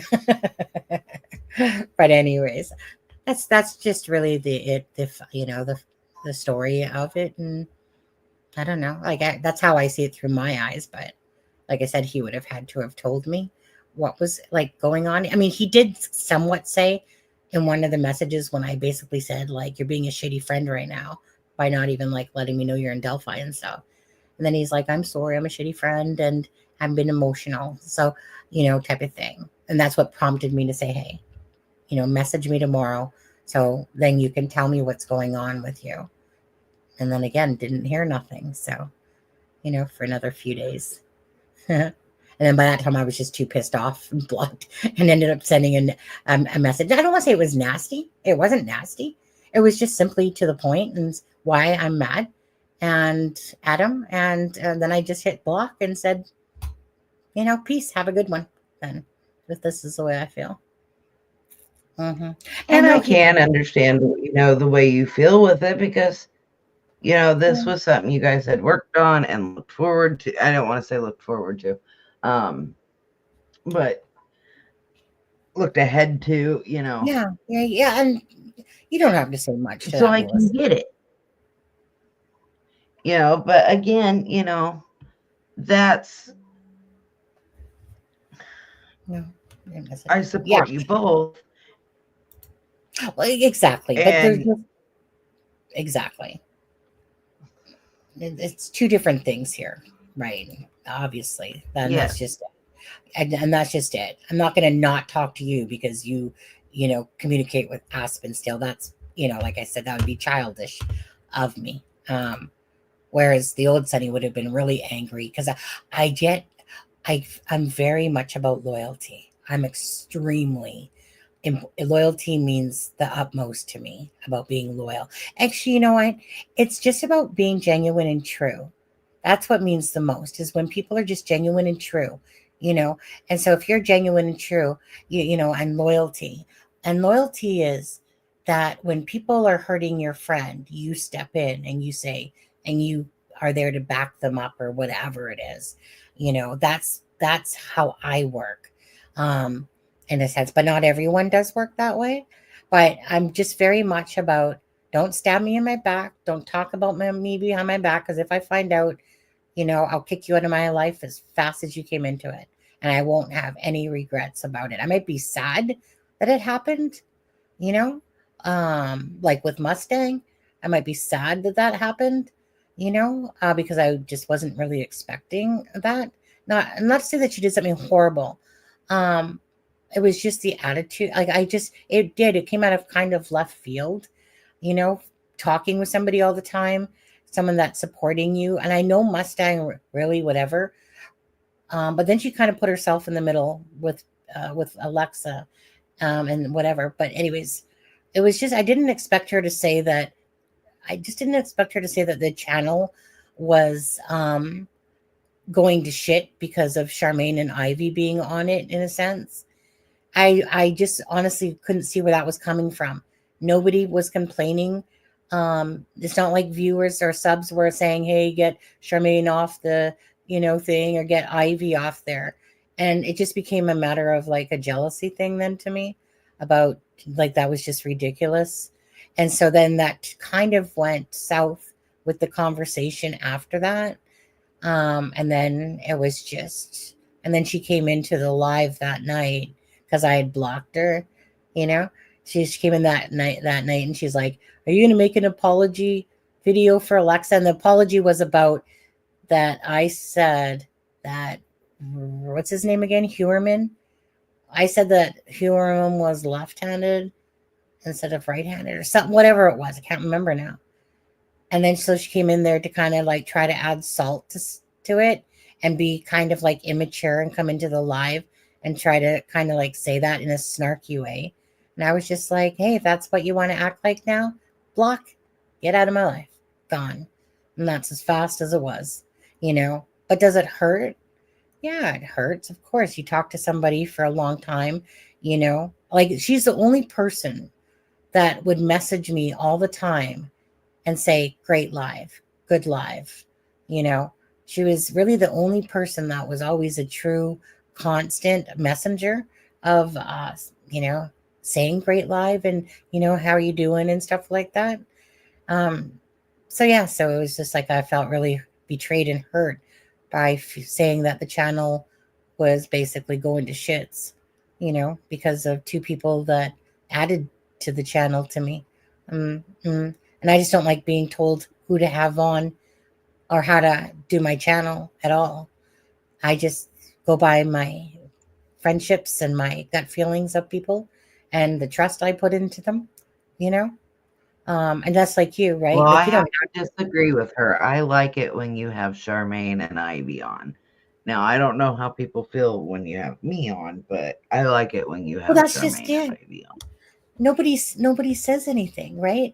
And if they did, they're just talking behind the back and messenger the one or two people. Sunny Aspen and I were supposed to get married.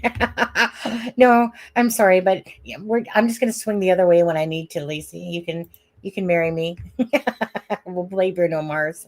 But yeah, but you're right. Charmaine and Ivy added to the channel, but yeah, so I just really took offense to saying that the channel was going downhill because of having them on. So that's why I said it was more like a jealousy thing, and it was her feelings. It wasn't everyone's feelings. It was hers and whoever else maybe she had in her little group of messenger people, which is maybe a couple people at best. But yeah, I mean, it's like I said, it kind of stunk because I just didn't see where that was coming from, and so where does that leave me feeling if now after her saying that, now I'm what? So what? Am I not going to invite, Charmaine on if you don't want? Like I think it was something about, well, hey, you don't have to watch the channel if you don't want to, but I basically like literally just was blatantly truthful back and said, hey, it's up to you if you want to watch the channel or not. If you don't like watching them, don't watch it. But I'm not going to not have them on because I'm like, there's nothing I'm seeing that's saying that they're, detrimental to the It's a Crime and Shame channel when to me, it's the total opposite, so that's why. Exactly. I mean, it's your channel. Have who you want on there. Ivy's ears were twitching, or her ears were, but yeah. So Travis asked a question. Was it a little shocking to see how many people were covering it? Was it sort of surreal of all the people and then realizing not that they're making money off of this, but that I'm not sure where the rest of his question went. Yeah. Yeah, it was I knew a lot of people were covering Delphi. I knew that. But it was a little surreal to see how many of them actually traveled to Delphi to cover it. And there was only a handful of people that I had followed prior to going to Delphi, that I knew that was there. Some of them I knew would be there. Other ones I was kind of shocked that they were there. But yeah, it was definitely surreal to see how many YouTubers were there to cover it. And it's been really weird seeing lives now, and it's the same trial, and everybody heard the same thing, but so many of them have a different perspective outlook on what happened. Yeah. Hey, which reminds me. Yeah, so Ivy Girl, have you been working on your channel? And Melissa, Melissa, is that my husband? 1 second. Give me a sec. I wonder if that's my husband messaging me saying he's tired. It's been a long day. Nope. Sorry, no internet crashes. It's Charmaine. Yeah, I get it, Charmaine. Phone died. My heart died. My heart died, Charmaine, when you left us. But you got to have me on live with you on your channel, maybe. I mean, I'm kind of like putting myself the cart before the horse here, but you don't have to have I would love that, but I don't know how to do that. So I do have the channel up. I did post a video today, another memorial video about Lyric and Elizabeth there in Evansdale. I've been in contact with one of the girls' parents and got the okay to cover the case. Yeah, that would be the father, I'm thinking, right? Yes. Yeah. Lizzie's dad. Yeah, the one that's been So kind I'm of. going to, Oh no, I was going to say that's the one that's been kind of doing interviews, and talking about the case mostly. I think that's the one you're referring to. What's his name? Whatever his name is. yes, Drew. What's his name again? Drew Yeah, Collins. Drew. Thank you, Drew. Yeah. Elizabeth's dad. Yeah. I've gone over the last couple days a lot of different things that he told me to Like a go song? over that has all the factual information in it. So within, I was going to say within the next couple days, I was going to get an actual video or a live out. Yeah. Probably a video because I told him I would run it by him first. He wants to be the one to okay the information getting out. He's put some boundaries in place for me that I have to follow, which I will gladly. And so hopefully I can get that recorded soon. I have to be out of town next week, so it's going to put a little bit of a damper on that. But Yeah. hopefully within the next couple of weeks, I'll get that video made and uploaded. And then I've got to figure out how to go. I know how to go live.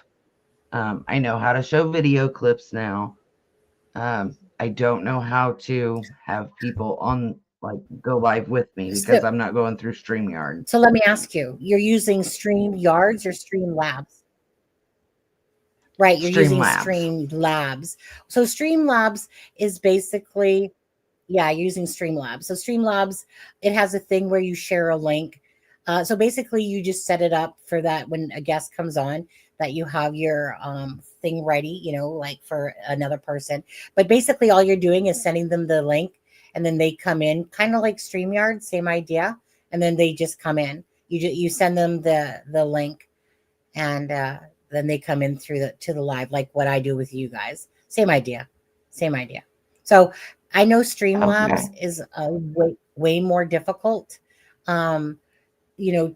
Like StreamYards is like a monkey for StreamYards, and it's almost like you have to be a brainiac for Streamlabs. It's a lot more intense.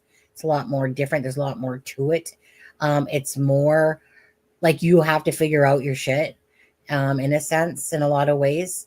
Figure out how to add a media, how to add this, and it's actually it's one of those things that I keep wanting to do it, but it's kind of like I don't want to do it until I perfect it, and then I get lazy because it is a lot different than StreamYards, which is such a simple platform. Like, it's so basic. But anyways, yeah. So all you have to do is create a link in that. So just test it with me whenever you want, even just to test. A lot of times people do tests just to test it out, make sure everything goes good and stuff like that. Once you get that part down pat, Streamlabs OBS, right? It's an OBS. Exactly. So that's why it's quite different. And I've thought about using StreamYard. I kind of looked into it a little bit. They got greedy. They so were like I said, I haven't made up my mind like exactly which one I'm gonna go with. No. So I'm just kind of trying to figure that out before I go live. But You're yeah, gonna go I'd with love to have you on there. Yeah, you're gonna go with Streamlabs. And I'm gonna revert to Streamlabs soon because StreamYard got greedy. They used to have free version and then $25 for the next level, which I had, which I can share my thing out to 3 things: YouTube, Twitter, Facebook. Right? It was fair. So I paid $34.99 Canadian, but they had a street. Okay, a couple months ago, they literally are charging now a 55 or $50 or something, and now I pay $64, like $65 for it. Fuck you, StreamYards, you freaking money grabbing. I don't care what updates you've done. It's not enough for you literally just to increase it double the amount and shit. When Streamlabs, you can create so many. You can create your own emoticons. You can have your little cup that people put up on their thing. Like, you guys have seen those channels that have Streamlabs. So trust me, stay with Streamlabs, because that one, you can have multiple media, right? You can show 4 screens if you want and play one and at least have 4 going. Here, StreamYard only allows you one media. So I always have to, oh, here, let me go bring up the next one. It's not fluent like Streamlabs is that way. It's just that Streamlabs, like I said, is a lot more brain time to get Well, it. I have it figured out, like, how to play the media. Yeah. And it took me like 2 days to figure out how to actually play the Yeah. videos, like play YouTube on it. What's gonna get me is when I want to switch like between YouTube videos, or like if I want to show a news article or something. So people are just gonna have to be patient with me, Oh, because absolutely. my first few times are gonna, until I get it down, are gonna be a little Yep. dicey. Well, and it was no different with StreamYards here. You know, it's kind of like just getting to know the platform and just saying that was probably my biggest fear, is that, okay, what if this happens? What if that happens? I don't know. Like, so when people would say before, like, oh, I can't, I'm having audio issues or this, or actually a lot of it was double.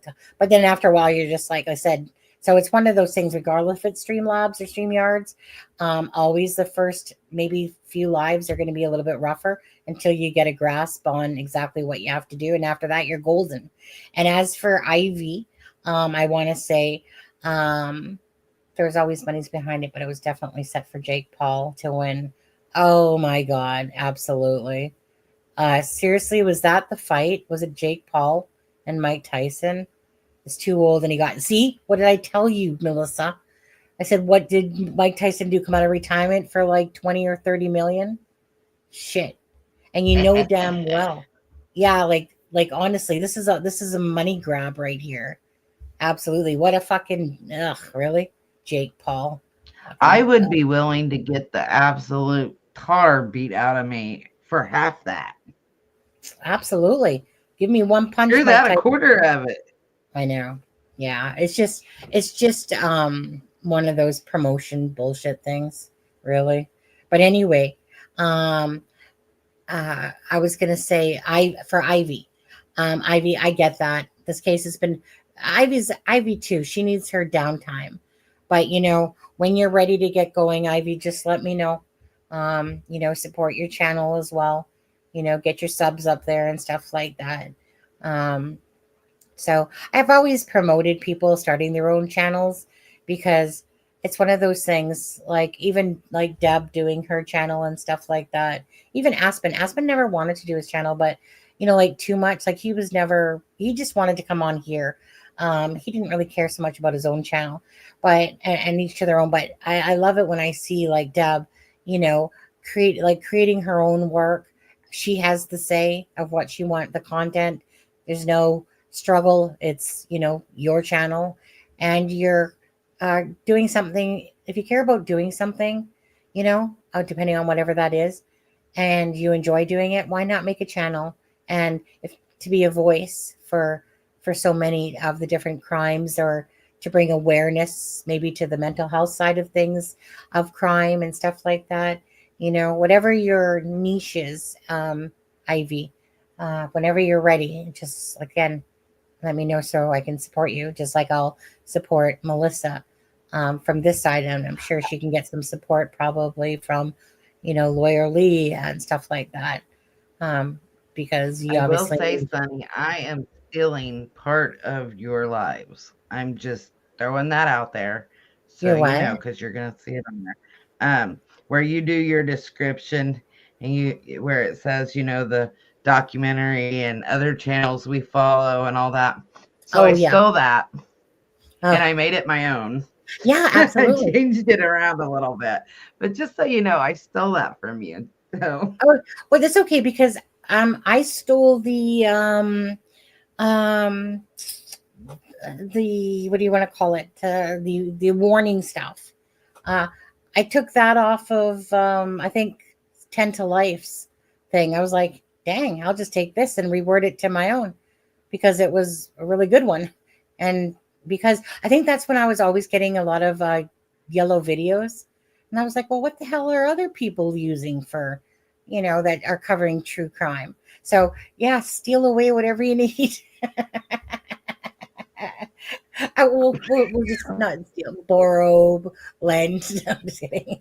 But yeah, no, like that's one of the best ways to do it sometimes. Why fix something if something isn't broke from somebody else in a sense and it helps out? And yeah, absolutely. Don't steal it. It inspires Well, you. it's like, some of the Yeah, videos, I've absolutely. posted and they're like, okay, it can be used on YouTube, but you got to include all this crap at the bottom and where you got your music. I'm like, okay, well, I can do that.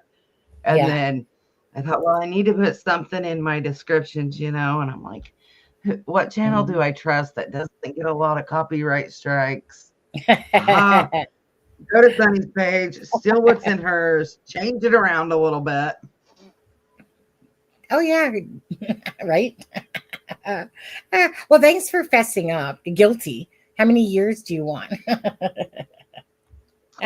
I don't know. That's pretty. Uh, Okay. Well, I think it's time. I'm going to call it a night. I think I thank you so much for not dropping and losing your internet like Charmaine over there. Sorry.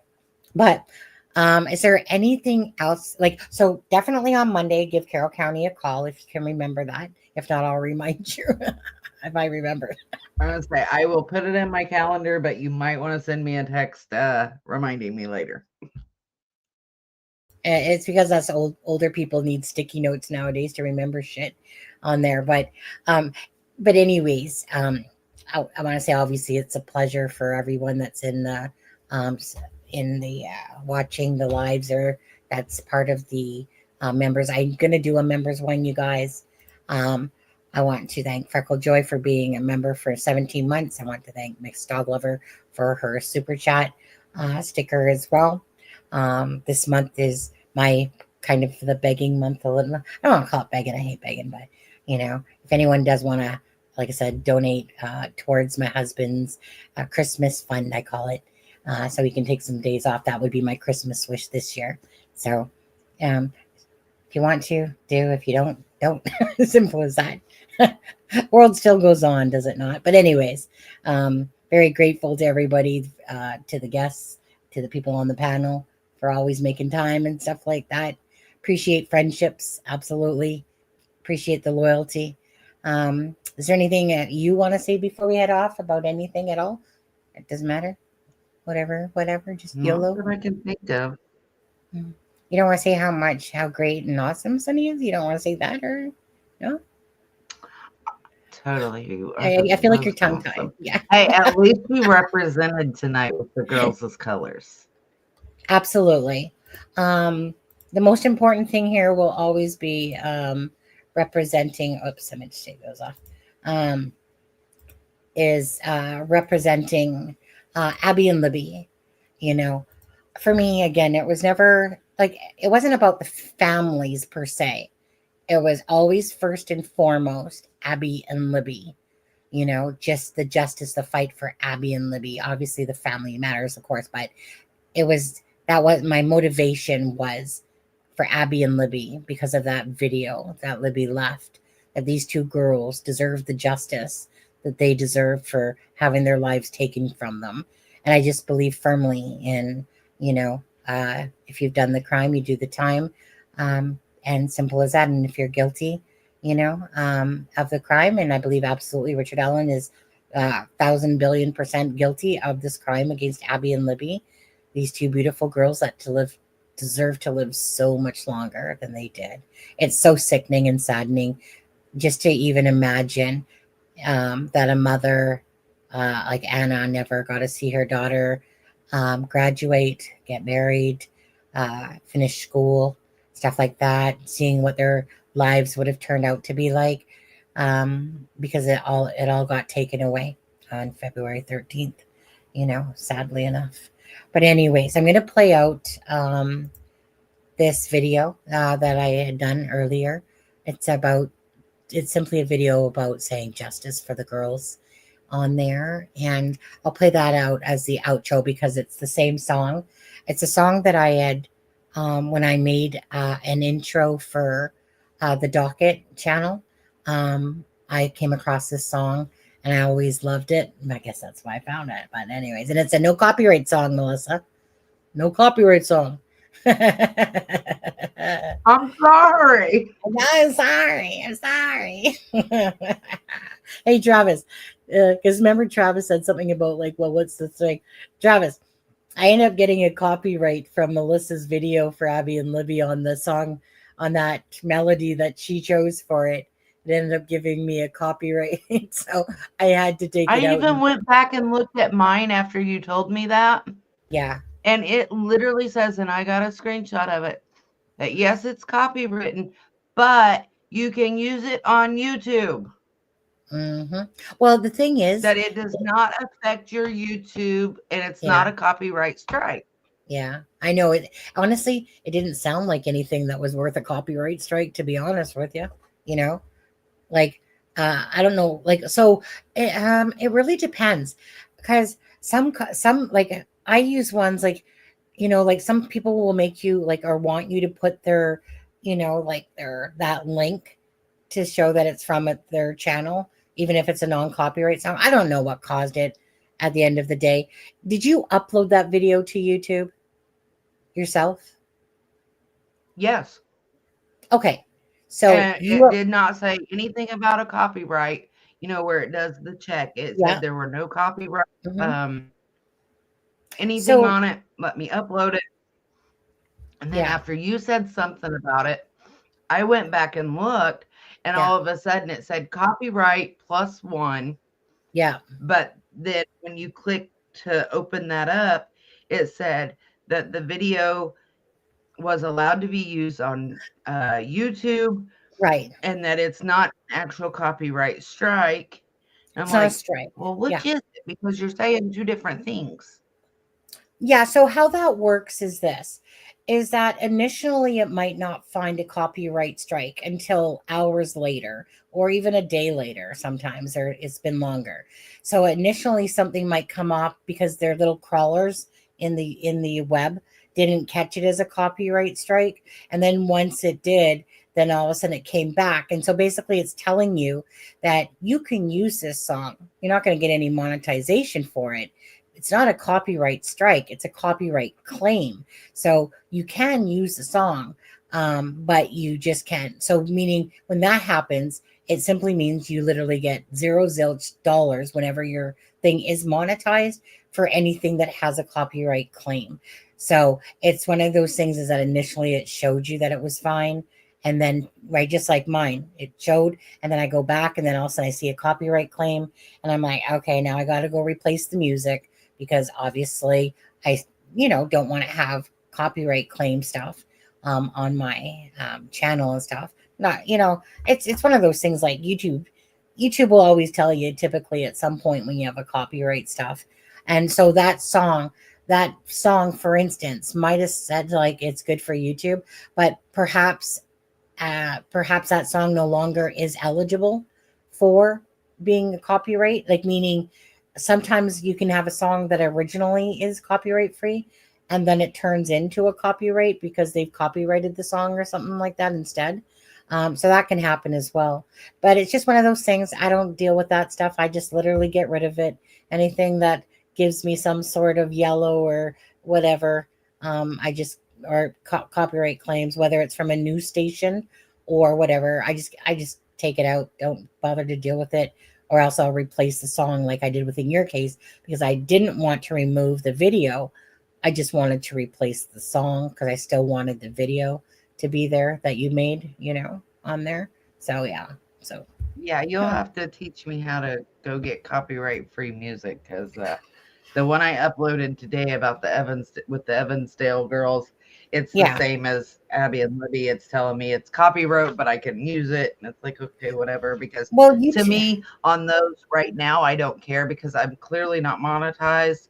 And even if I was, I wouldn't care to be monetized on a memorial video. Right. Right. Which I've done many times too. I've left videos up there that are tributes, knowing full well I'm using a copyrighted song. I've done that as well. Because again, it becomes about, is this about money or is this about wanting to make a beautiful video that goes along with the song that I like? But because there's a ton of copyrighted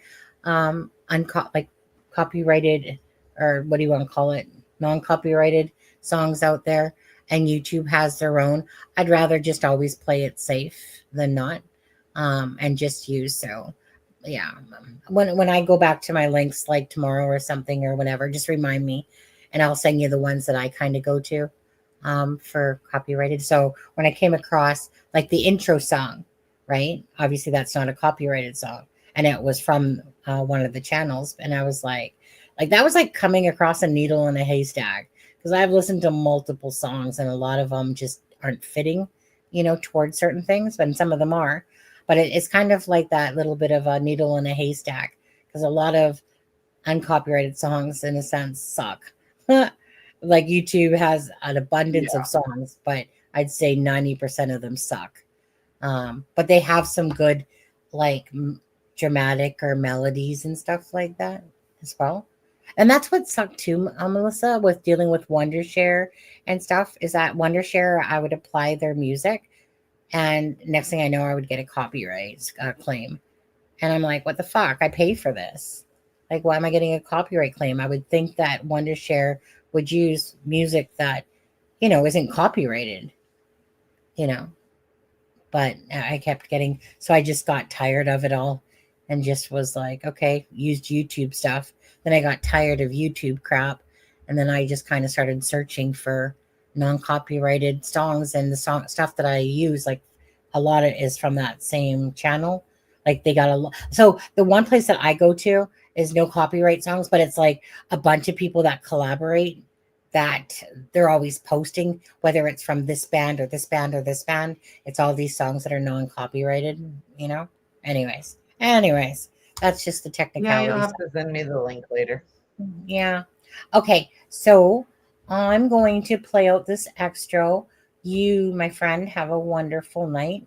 I'm going to take this off the screen so it doesn't interfere. And I'm going to make this bigger. And I'll play this out. And other than that, everyone have a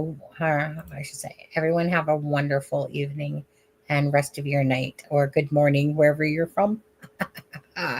Anyways, thanks, mods. Thanks for all you do. Thanks, Charmaine and Melissa. And thanks, everybody else. Take care. Have a great night. We'll see you someday soon. Can't remember. I don't know when, though. We'll just say someday soon. All right. Ready? Ready? The world is cold. We stand surrounded. We are not alone. Within my reverie, there's holy light. Without a number, we stand and fight. And Lord, ignite. The world is cold.